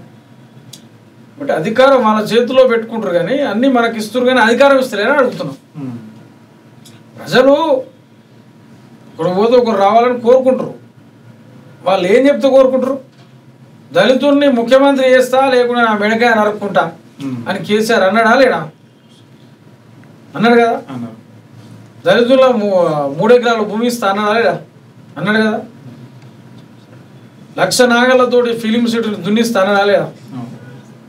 అన్నాడు కదా. కాబట్టి అట్నే కేసీఆర్ ఎట్లా అన్నాడు, రేవంత్ రెడ్డి కూడా అట్నే అన్నాడు. 6 గ్యారెంటీలు అమలు చేస్తాను. ఇక్కడ పక్కన ఉన్నటువంటి దళితుని పక్కన పెట్టుకుని యాత్రలు చేసిర్రు. ఒక దశలో దళితునే ముఖ్యమంత్రి చేసుకోవచ్చు అని అనుకున్నాం కదా, బీసీనే ముఖ్యమంత్రి చేసుకోవచ్చు అని అనుకున్నాం కదా. మరి వాళ్ళే ముఖ్యమంత్రి అవుతారు కదా. ప్రజల గురించి మాట్లాడినప్పుడు ప్రభుత్వాన్ని ఇస్తారు, కామన్గా ఆలోచిస్తారు. కాబట్టి ఇప్పుడిప్పుడే మన వాదాన్ని మనం తీసుకొని వస్తున్నాం కాబట్టి మన వాదం గురించి కూడా ప్రజలు ఆలోచిస్తారు. తెలంగాణ 60 సంవత్సరాల పోరాటం, రాజ్యాధికారం అనేది కూడా 60 సంవత్సరాల పోరాటం అవుతుంది. రాజ్యాధికారం వస్తుంది తెలంగాణలో. రాజ్యాధికారం అంతిమ పరిష్కారం. వాళ్ళు అన్ని ఇయ్యరు, అన్ని ఇస్తారు కానీ అధికారం ఇయ్యరు. కాబట్టి రాజ్యాధికారం వైపు మనం పోవాల్సిన అవసరం ఉంది. సో ఇంకో క్వశ్చన్, మహిళల పైన ఈ మధ్య చూసుకుంటే, ఈ మధ్య కాదు చాలా రోజుల నుంచి కూడా ఒక అఘాయిత్యాలు కావచ్చు, సో ఇట్లాంటి హింసలు అయితే జరుగుతూ ఉంటాయి. వాటిపైన ఏమన్నా మీరు పాటలు రాయడం ఏమన్నా? అదే నేను ఫస్ట్ రాసిన పాట అని చెప్పిన, మహిళా తుందాం చెయ్యరావా, నీ హక్కుల దండోరలేయలేవా, మహిళా తుందాం చెయ్యరావా, నీ హక్కుల తిరుగుబాటు గడ్డ అయిన తెలంగాణ గడ్డలోన, సమ్మక్క సారక్క చాకలి ఐలమ్మ, తిరుగుబాటు జెండలెత్తు చెంగు సైర నూదినట్టు మహిళా తుందాం చెయ్యరా, నీ హక్కుల దండోరలేయలేవా, నీ హక్కుల దండోరలేయలేవా. ఏమ ముసుగు కప్పుకొని మాయ మాటలు చెప్పి తడిగుడ్డతో మన గొంతు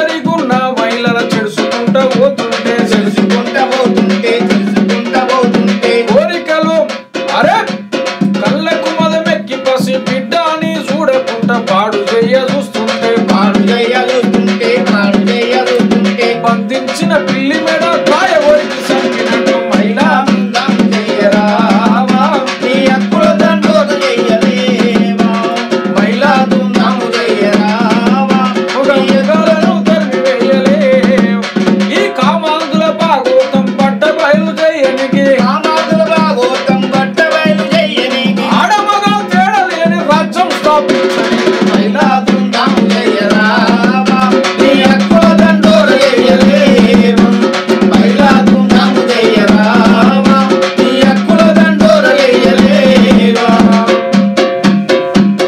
ఈ మహిళా అగాధ్యాలపై 2013లో రాసిన పాట ఓకే. సో మనకు రీసెంట్గా చూసుకుంటే ఎంఆర్పిఎస్ అనేది వర్గీకరణ జరిగింది మన తెలంగాణలో, అమలు కూడా చేస్తున్నారు. సో దాన్ని కొందరు స్వాగతిస్తున్నారు, కొందరు వ్యతిరేకిస్తున్నారు. సో ఎట్లా చూస్తారు, మీరు ఎట్లా చూస్తారు దాన్ని? తెలంగాణ ఉద్యమం ఎంత న్యాయబద్ధమో వర్గీకరణ ఉద్యమం అంతే న్యాయబద్ధం. ఎందుకు న్యాయబద్ధం అంటే ఎవరెంతో వాళ్ళంతా వాటా. ఓకే. నువ్వు 10 మంది ఉన్నావు, నువ్వు 10 మంది ఉంటే నీకు 10 మంది మందమే వాటా. మేము 20 మంది ఉన్నాం, 20 మంది ఉంటే 20 మంది మందమే వాటా. 10 మంది వాళ్ళు 20 మంది వాటా కావాలంటే ఎట్లా కదా? 20 మంది వాళ్ళు 30 మంది వాటా కోరుకుంటారా? కోరుకోలేదు. ఏబిసిడి వర్గీకరణ అనేది మాల మాదిగ ఉపకులాలు. మాల మాదిగలు తెర మీదకి వచ్చారు, కానీ కింది కులాలు రాలే కదా. చాలా ఉపకులాలు 59 ఉన్నాయి కదా. మాలా మాదిగ తెర మీదకి వచ్చింది ఎంతో కొంత, సమాజంలో కనిపిస్తున్నారు. 2 కళ్ళలా కనబడుతుంది మాలా మాదిగ. కానీ కింది కులాల పరిస్థితి వాళ్ళ కోసం వర్గీకరణ వచ్చింది తప్ప వ్యతిరేకించే వాళ్ళది వాళ్ళు వ్యతిరేకిస్తున్నారు. ఎందుకంటే వాళ్ళ ఉద్దేశం ఏదో సమాజానికి తెలుసు, అర్థమైపోయింది. కాబట్టి వర్గీకరణ తెలంగాణ ఉద్యమం లాగానే వర్గీకరణ ఉద్యమం. ఆంధ్ర దోపిడీదారులు పోవడానికి తెలంగాణ ఉద్యమం వచ్చింది, తెలంగాణ రాష్ట్రం వచ్చింది. మాలోళ్ళైనా మాదిగలైనా దోచుకునే వాళ్ళు ఎవరైనా కావచ్చు. వర్గీకరణ అనేది న్యాయబద్ధం కాబట్టి మాది ఉపకులాలు, మాల ఉపకులాలు వీళ్ళందరికీ సమానమైన మాట. అందరూ ఒకటే, మాల మాదిగా అందరు సోదరులే, కుటుంబం అందరు మన కుటుంబమే. కానీ అనామర పంచాయతీ తెగిపోయింది అంతే. కానీ మరొక వైపు ఏం కనిపిస్తుంది అంటే ఇప్పుడు ఎంఆర్పిఎస్ వ్యవస్థాపక అధ్యక్షుడు మందకృష్ణ మాదిగ గారు అయితే ఉన్నారు.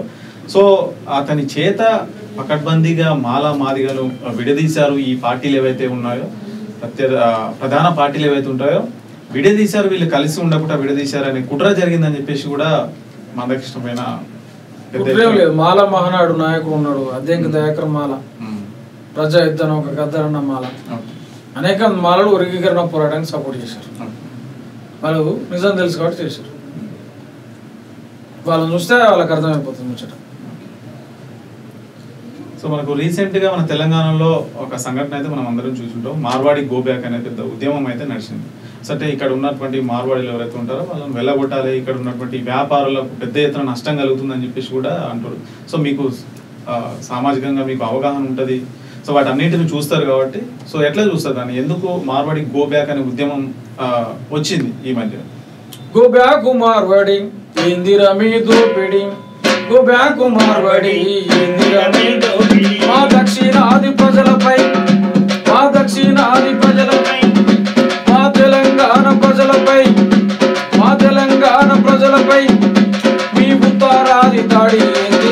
గో బ్యాక్ మార్వాడి ఇందిరా మీ దోపిడి, గో బ్యాక్ మార్వాడి ఇందిరా మీ దోపిడి, గో బ్యాక్ మార్వాడి ఇందిరా మీ దోపిడి, గో బ్యాక్ మార్వాడి ఇందిరా మీ దోపిడి.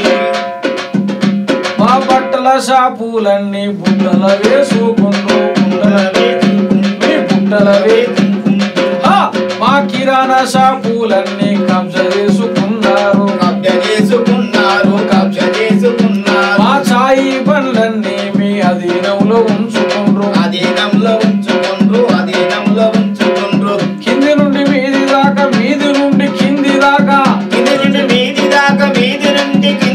బంగారం షాపులన్నీ మీరే పెట్టుకుండ్రు, కింది నుండి మీది దాకా, మీది నుండి కింది దాకా,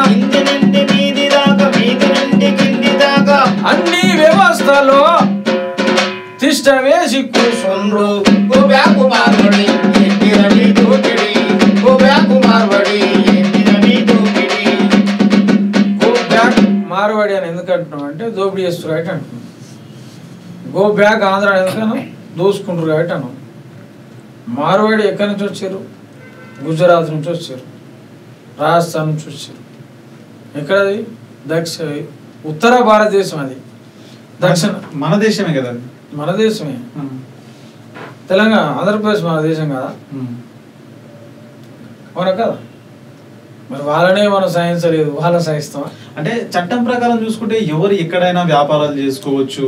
సో వాళ్ళు ఇక్కడ చేస్తే తప్పేంది? వ్యాపారం చేసుకొని దోపిడీ చేయొద్దు. దోపిడీ ఎట్లా చేస్తున్నారు? వ్యాపారం కదా చేసేది. వ్యాపారంలోనే దోపిడీ ఉంది వాళ్ళు చేసే దాంట్లో. ఎట్లా? ఇప్పుడు మన కుల వ్యవస్థలను కూలగొడుతున్నారు, మన వ్యాపార సంస్థలను విధ్వంసం చేస్తారు. చాయ్ బండి కాంచి మొదలుకొని బంగారం వరకు, బంగారం నుంచి మొదలుకొని బట్టల షాప్ వరకు, బట్టల షాప్ నుంచి మొదలుకొని కిరాణా వరకు అనేక వ్యవస్థలలో వాళ్ళు ఉన్నారు. ఓకే, చాలా వ్యవస్థలలో వాళ్ళు ఉన్నారు, ఉండొచ్చు. కానీ దోపిడీ చేయొద్దని చెప్తున్నాం, దోసుకుంటారు అని చెప్తున్నాం. అంటే మాకు వ్యాపార స్కిల్స్ ఉన్నాయి, వాళ్ళు పెట్టుకున్నారు, మీరు కూడా పెట్టుకోండి చేయొచ్చా అని చెప్పేసి కూడా వాళ్ళు కూడా డైరెక్ట్ గా అన్నారు. మీ దగ్గర డబ్బులు ఉంటే మీరు కూడా వ్యాపారాలు పెట్టుకోండి, మేమేం వద్దంటలేము కదా. సో అనేది కూడా అంటున్నారు. మీరు స్వీట్ షాప్ పెట్టుకోండి, మీరు ఎలక్ట్రికల్ షాప్స్ పెట్టుకోండి, మీరు చాయ్ షాపులు పెట్టుకోండి, మీరు స్వీట్ షాపులు పెట్టుకోండి అని అంటున్నారు. సో మనం కూడా పెట్టుకొని వాళ్ళకు పోటీగా వ్యాపారం చేయొచ్చు కదా. వాళ్ళని బొమ్మనే వదలు, వాళ్ళకన్నా మెరుగ్గా మనం వ్యాపారం చేయొచ్చు కదా. వాళ్ళకు సపోర్ట్గా నరేంద్ర మోడీ ఉన్నాడు, వాళ్ళకు సపోర్ట్గా అమిత్ షా ఉన్నాడు, వాళ్ళకు సపోర్ట్ ఇక్కడ పరిపాలిస్తున్న పాలకులు ఉన్నారు. వాళ్ళు వాళ్ళకి చందానిస్తారు, అర్థమైంది. కాబట్టి మేము పేదోళ్ళం. చెప్పుల షాప్ పెడితే చెప్పుల షాప్ నడవదు, ఎందుకంటే మాకు ఆర్థికంగా ఏం లేదు కాబట్టి. బట్టల షాప్ పెడితే బట్టల షాప్ నడవదు, మాకు ఆర్థికంగా లేదు కాబట్టి. మాకు బంగారం షాప్ బట్టలే, మేము వేసుకుంటానికే బంగారం లేదు. అన్ని విధాలుగా వాళ్ళు ఉన్నారు, ఇక్కడికి వచ్చారు, దోసుకుంటారు. ఇంకా దోపిడీ తీవ్రతరం చేస్తారు. ఎక్కడైతే దోపిడీ తీవ్రతరం అవుతుందో అక్కడ తిరుగుబాటు వస్తుంది. అది ఆంధ్ర దోపిడీ తీవ్రతరమైన తెలంగాణ ఉద్యమం వచ్చింది. మార్వాడి దోపిడీ తీవ్రతరమైనప్పుడు ఖచ్చితంగా మరో తెలంగాణ ఉద్యమం వస్తుంది. మీ దక్షిణాది నుంచి ఉత్తరాది వాళ్ళని తరివేస్తాం. మా కల్చర్ మాకు కావాలంటున్నాం. మాది బతుకమ్మ, మాది బోనాలు, కానీ మా కల్చర్ను చెరిపేస్తారు, మా జీవితాలను విధ్వంసం చేస్తారు.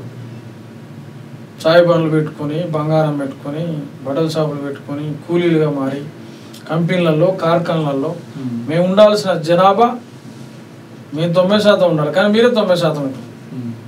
మేము 90% మేము వ్యాపారాలు చేసుకోవాలి, కానీ మీరే చేసుకుంటారు, విస్తరించిపోతారు. కాబట్టి దోసుకుంటారు. ప్రతి దాంట్లో కల్తీ ఉంది, క్వాలిటీ లేదు అనే చెప్తున్నాం. సో ఇక ఇంకొక అంశం తీసుకుందాం. ప్రస్తుతం తెలంగాణ రాష్ట్రంలో బీసీల రిజర్వేషన్ అంశం అయితే నడుస్తుంది. సో బీసీలకు 42% రిజర్వేషన్ ఇస్తాను కాంగ్రెస్ ప్రభుత్వం చెప్పింది. దాని గురించి కోర్టులు, కేసులు ఇవన్నీ నడుస్తున్నాయి. సో దాన్ని ఎట్లా చూస్తారు బీసీలకు 42% రిజర్వేషన్ అంశాన్ని? బీసీలకు అసలు 52% రావాలి, కానీ 42% ఓకే అన్నారు. కానీ కాంగ్రెస్ వాళ్ళు బీజేపీ వాళ్ళ మీద, బీజేపీ వాళ్ళు కాంగ్రెస్ వాళ్ళ మీద పెట్టి దాన్ని కాలయాపన చేస్తారు. కాంగ్రెస్ చేసిందేం లేదు, సేమ్ టైంలో బీజేపీ చేసిందేం లేదు. కాంగ్రెస్ బీజేపీ చెప్తుంది, బీజేపీ కాంగ్రెస్ మీద చెప్తుంది. అందరూ ఉద్యమంలో పాల్గొంటారు. మరి పోరాటం వారి మీద ఇక్కడ దొంగలు అందరూ శాకాహారులే. రాజనవో రాజనా మరి రొయ్యలము లేడవాయ, రాజనవో రాజనా అందరూ శాకాహారులే. రాజనవో రాజనా మరి రొయ్యలము లేడవాయ, రాజనము రాజన ఎత్తుర బీసీ జెండా రాజనమా రాజన, రాజనము రాజన ఎత్తర బీసీ జెండా రాజనము రాజన. గజ్జలు గజ్జలు రెండు, గజ్జలు గజ్జలు రెండు, తిరువాయ శిలకవాయ, పండుగ పప్పాలు వాయ, తిండి వాయ, అరే తిండి వాయ అన్ని వాయ. మనవాట మనకేనని రాజనమో రాజన ఎత్తుర బీసీ జెండా రాజనమా రాజన.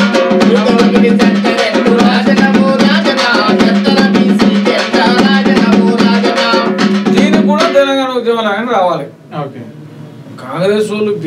చెప్తారు, బీజేపీ వాళ్ళు కాంగ్రెస్ మీద చెప్తారు. కాంగ్రెస్ వాళ్ళు వచ్చి జైబీసీ అంటారు, బీజేపీ వాళ్ళు వచ్చి జైబీసీ అంటారు, బీఆర్ఎస్ వచ్చి జైబీసీ అంటారు, అందరు జైబీసీ అంటారు. మరి చేసేవారు? అదే క్వశ్చన్ ఇక్కడ. చేసేదెవరు అని అంటే వాళ్ళు ఓట్ల రాజకీయం చేస్తారు, సీట్ల రాజకీయం చేస్తారు. కానీ మనం 42% అమలు చేయడం కోసం మనం పోరాటం చేయాలి. పోరాటమే మార్గం. తెలంగాణకు పోరాటమే మార్గమైంది. కాంగ్రెస్ ఏమైనా ఉత్తరం తీసుకొచ్చి ఇచ్చిందా? 1000 మంది 1400 మంది చనిపోలేదా? ఆత్మహత్య తీసుకోలేదా? టీఆర్ఎస్ ఏమైనా ఉత్తరం తీసుకొచ్చిందా? వాళ్ళ ఇంట్లో ఎవరైనా చచ్చిపోయారా? తెలంగాణ ప్రజలే కదా చచ్చిపోయింది. మనం ప్రాణం ఇచ్చిన మనం పదవులు అనుభవించిన వాళ్ళు కదా. ఈ రోజు వర్గీకరణ పోరాటం కూడా మనం పోరాటం చేస్తూ వచ్చింది 30 ఏళ్ళు. బీసీ పోరాటం కూడా పోరాటం చేస్తూనే వస్తుంది. బీసీ రిజర్వేషన్ కూడా పోరాటం చేస్తూనే వస్తుంది. వర్గీకరణ కూడా పోరాటం చేస్తూనే వచ్చింది. తెలంగాణ కూడా పోరాటం చేస్తూనే వచ్చింది. ఏ చేయాలన్నా పోరాటం చేస్తూనే వస్తుంది. పోరాటమే మార్గం. బీసీలోనే ఏకం చేయాలి, తీసుకొని రావాలి. ముఖ్యమంత్రి కావాలి మనకు, రిజర్వేషన్లు కావాలి మనకు, రాజ్యాధికారం కావాలి.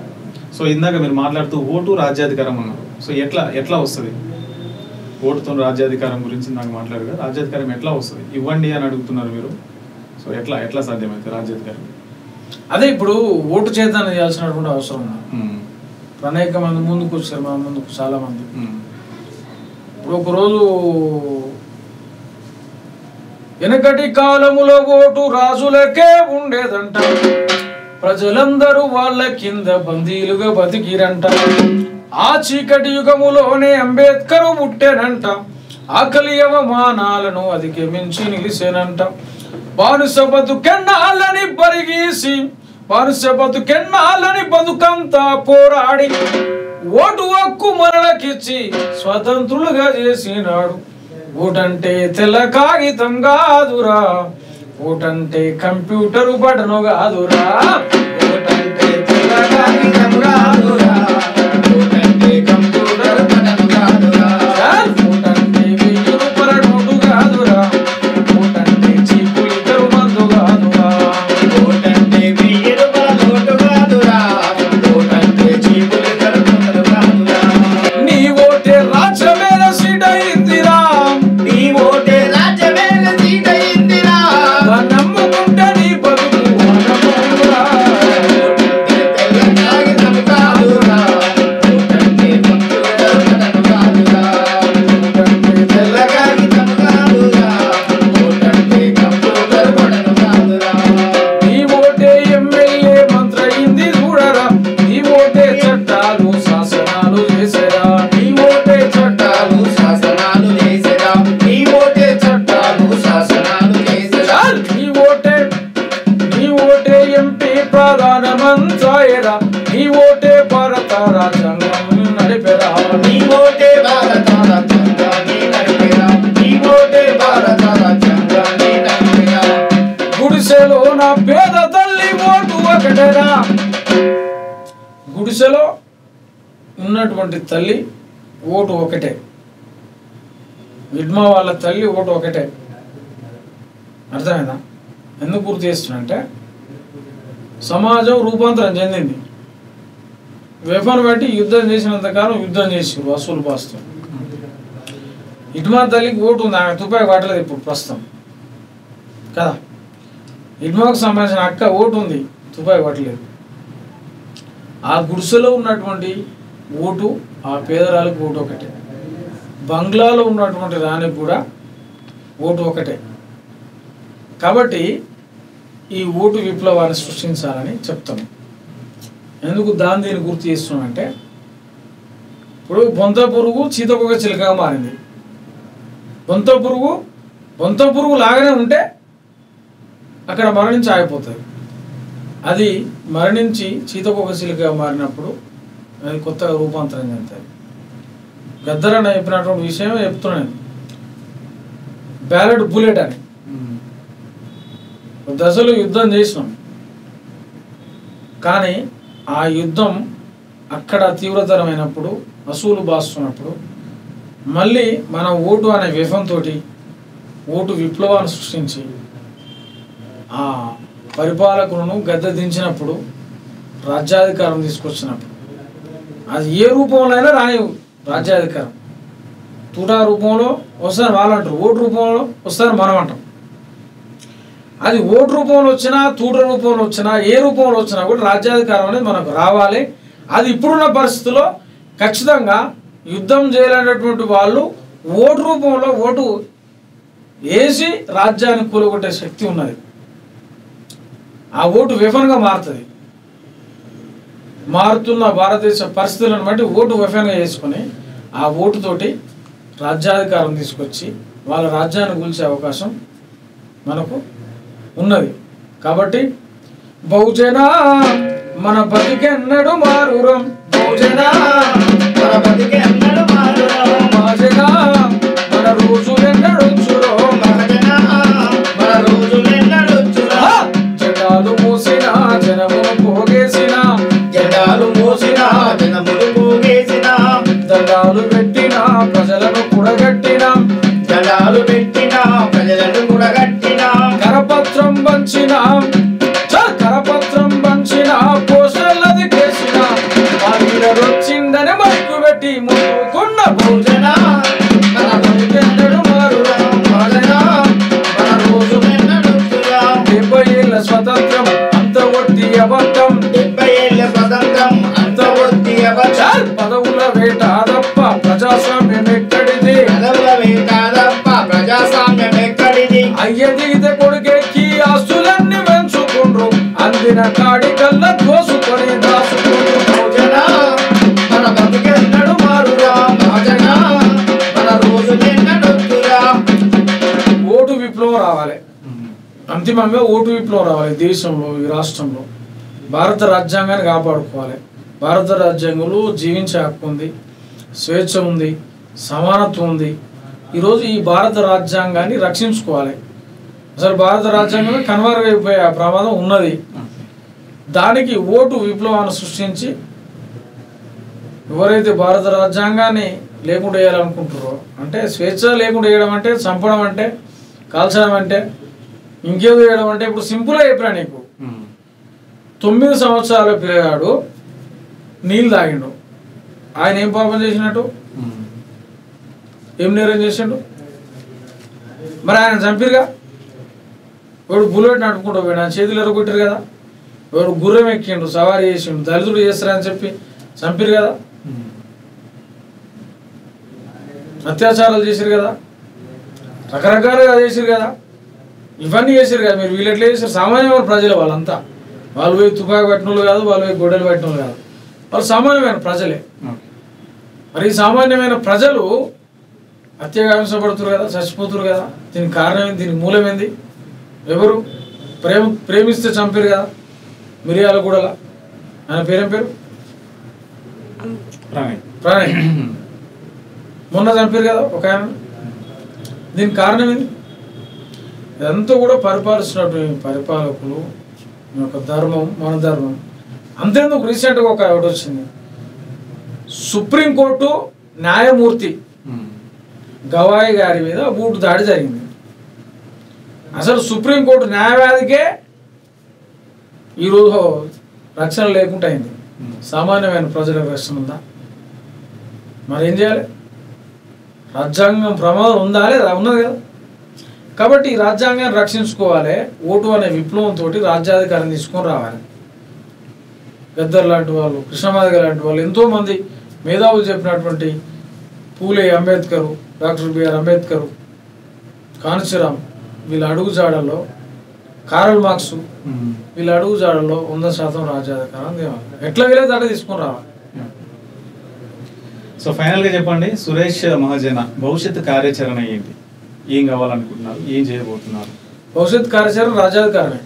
బీసీ, ఎస్సీ, ఎస్టీ, మైనార్టీ, అగ్రవర్ణ, పేదలు 100% మంది ఉన్నటువంటి ఎవరైతే బహుజనులు అని పిలువబడేవాళ్ళు, మహాజనులు అని పిలువబడేవాళ్ళు, బహుజన మహాజన ఒకటే, 93% మంది ఉన్నటువంటి వాళ్ళు ఎవరైతే ఉన్నారో వాళ్ళకు రాజ్యాధికారం రావాలి. ఆ రాజ్యాధికారం ఎట్లా రావాలి? ఓటుతోటి రావాలనేది మేము చెప్తున్నాం. అందుకే ఓటు విప్లవం వర్ధిల్లాలని చెప్తున్నాం. ఆ ఓటు విప్లవాన్ని సృష్టించాలి. కొంత పురుగు చీతకొక చీలగా మారుతుంది. ఓటు విప్లవమే ఆ ఓటు విప్లవంతో రాజ్యాన్ని కూల్చొచ్చు మనం. ఆ శక్తి మనకుంది. ఆ ప్రజలను మనం ఏకం చేయాలి, ఆ ప్రజలను ఎడ్యుకేట్ చేయాలి. అది సాధ్యమవుతుంది.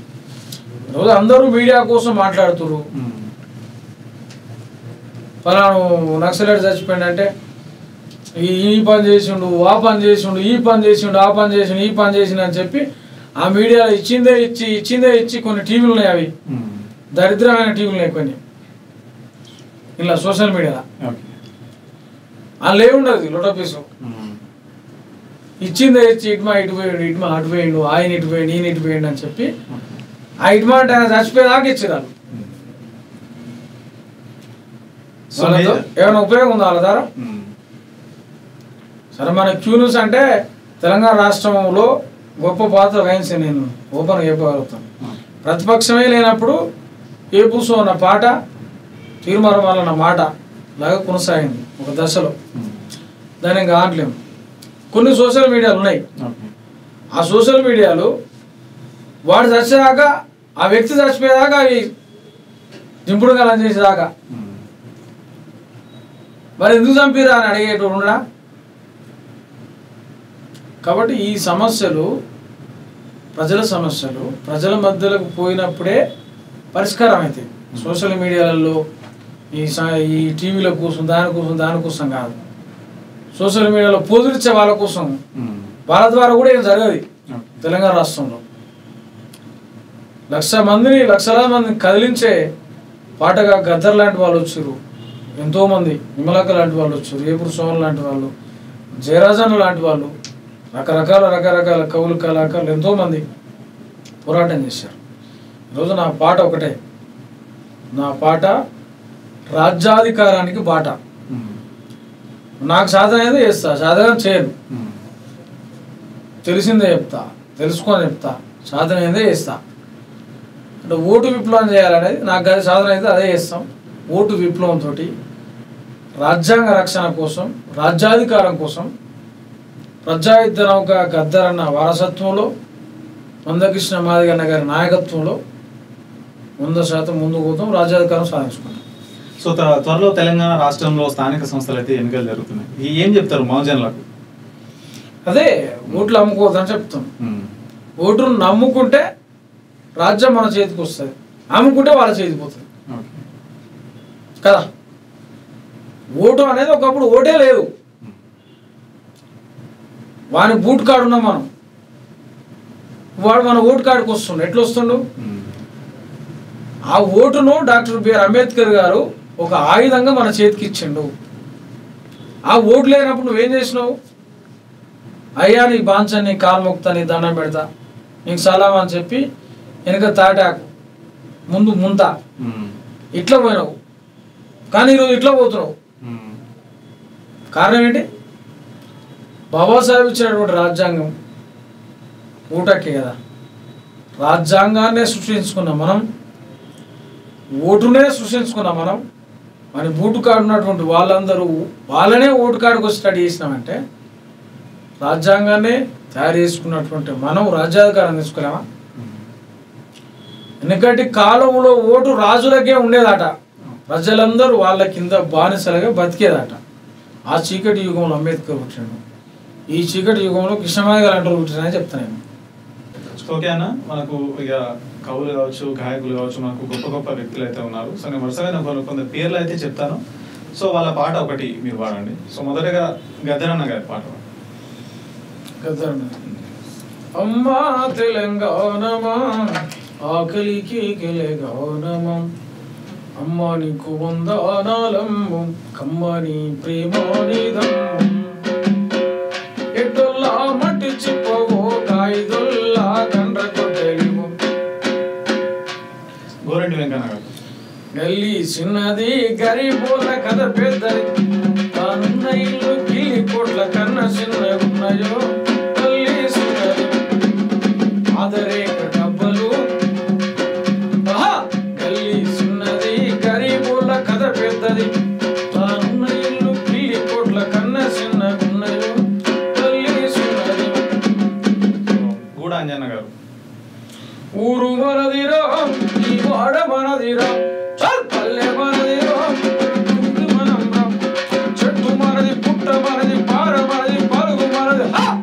బండి మనదిరో బండెట్లో మనదిరా నడుమ తొడ ఏందిరో వారి పీకుడేందిరా. సో అరుణోదయ నాగనగర్. నువ్వు గుంతెత్తితే గోదావరి లోయలో ఎంత ఊగింది ఉయ్యాల. నీ పాట వింటూ నక్సమరి నవయవ్వనమైంది ఆ వేళ, నవయవ్వనమైంది ఆ వేళ. నువ్వు రాగమెత్తుకుంటే రామారావును సత్యమన్నా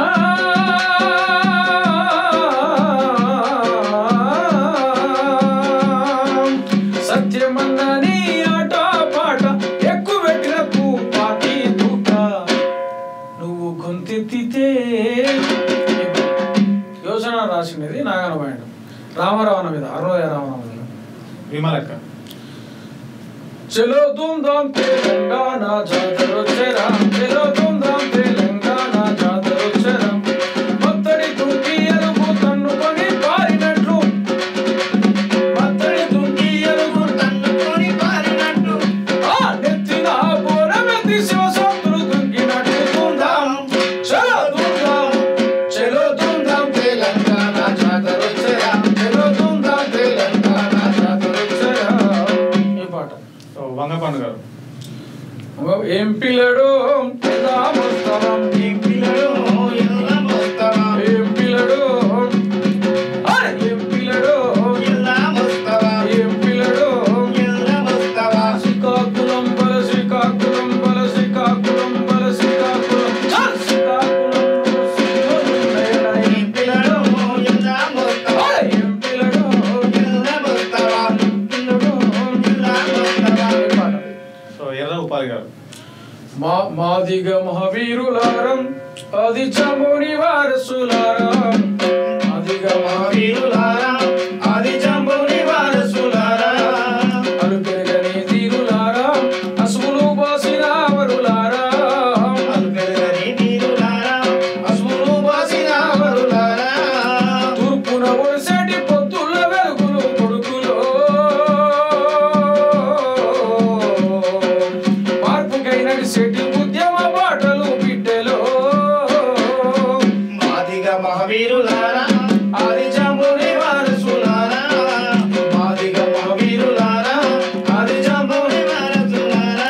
చాల్ మరువాను మల్ల జన్మెత్తురామా మాజన శక్తిని చూపిస్తారా, మరువారు మల్ల జన్మెత్తరామా మహాజన శక్తిని చూపిస్తారా, మరువాను మల్ల జన్మెత్తురామా బహుజన శక్తిని చూపిస్తారా. మరువారు మల్ల జన్మెత్తరామా భోజన శక్తిని చూపిస్తారా. మట్టి బొమ్మలు చేసి జీవం పోస్తావట, పుట్టికిట్టే తన రాత రాస్తావట, పుట్టికిట్టే అరే అవ్వయ్య లేకుండా అట్లా చెబుతారు. పడి ముట్టడా గొడవ బలబడి పరిగెస్తాం మరువా.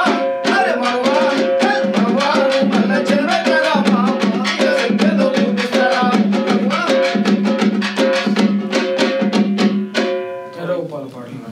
ఏ కురుసమ్మన్న గారు. ఎబుసం తల్లిని ఒడి నిండా త్యాగాల మూట,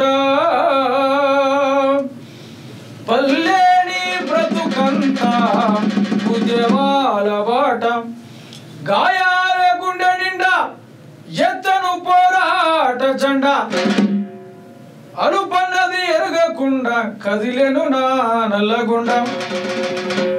ఏమని పాడాలి నేను ఈ పాట, ఎంతని చెప్పాలి గుండె గాయాల కోసం.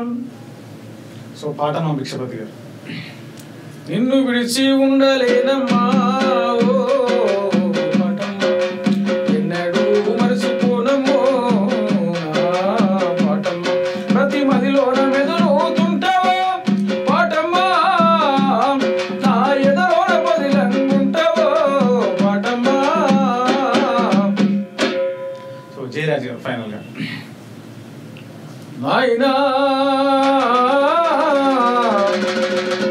నీ మట్టి కాళ్ళకు దండమీ ఓ నాయనా, నాయనా నీ మంచి మనసుకు దండమీ ఓ నాయనా. గొరుకొయ్య గుట్టంగా నాగన్లు గట్టంగా సాలు ఇరువాలేసి ప్రాణాలు పెట్టంగా నెత్తురించి నేల ఎర్రవాయనేమో చెమట చుక్కలు ఊట చెలిమిలాయనేమో ఆకలి తీరదు అవమానముడుకదు పనికి దగ్గ ఫలము ఈనాడు దొరకదు. ఇది కొత్త రాసిన పాట అన్న రాష్ట్రం నాతో వాడిస్తాను అన్న ఈ పాట. సో నెక్స్ట్ అందశ్రీ గారు. మాయమైపోతున్నాడమ్మా మనిషన్నవాడు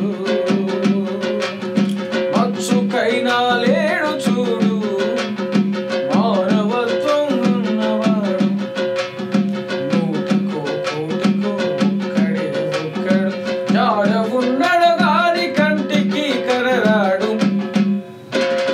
మాయమైపోతున్నాడమ్మా మనిషన్నవాడు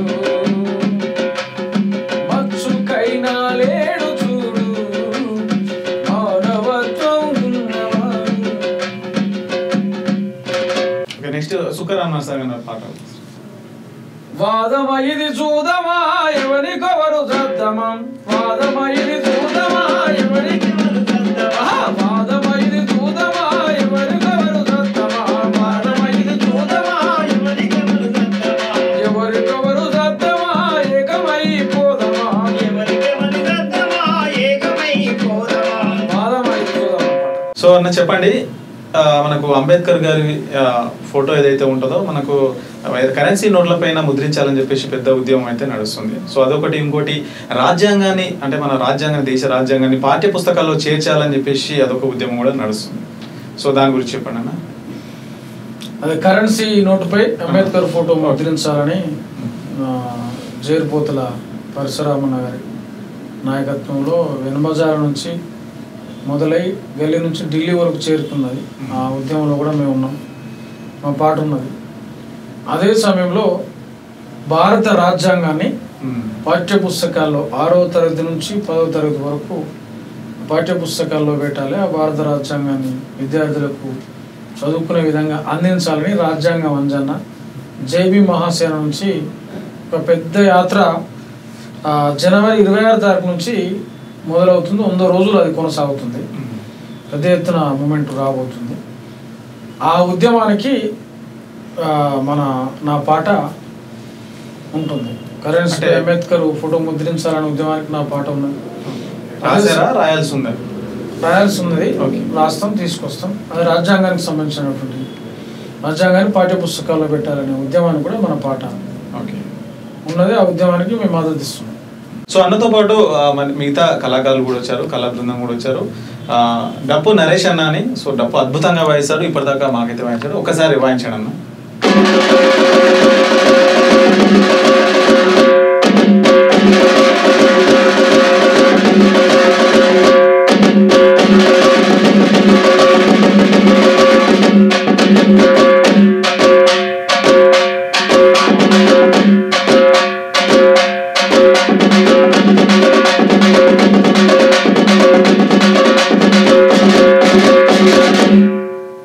సూపర్ అన్న.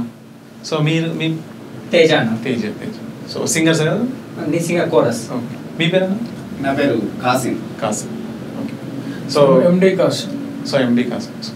సో వీళ్ళందరూ మా కోసం టైం కేటాయించి ఇక్కడ దాకా వచ్చినందుకైతే మనస్ఫూర్తిగా మీకైతే ధన్యవాదాలు.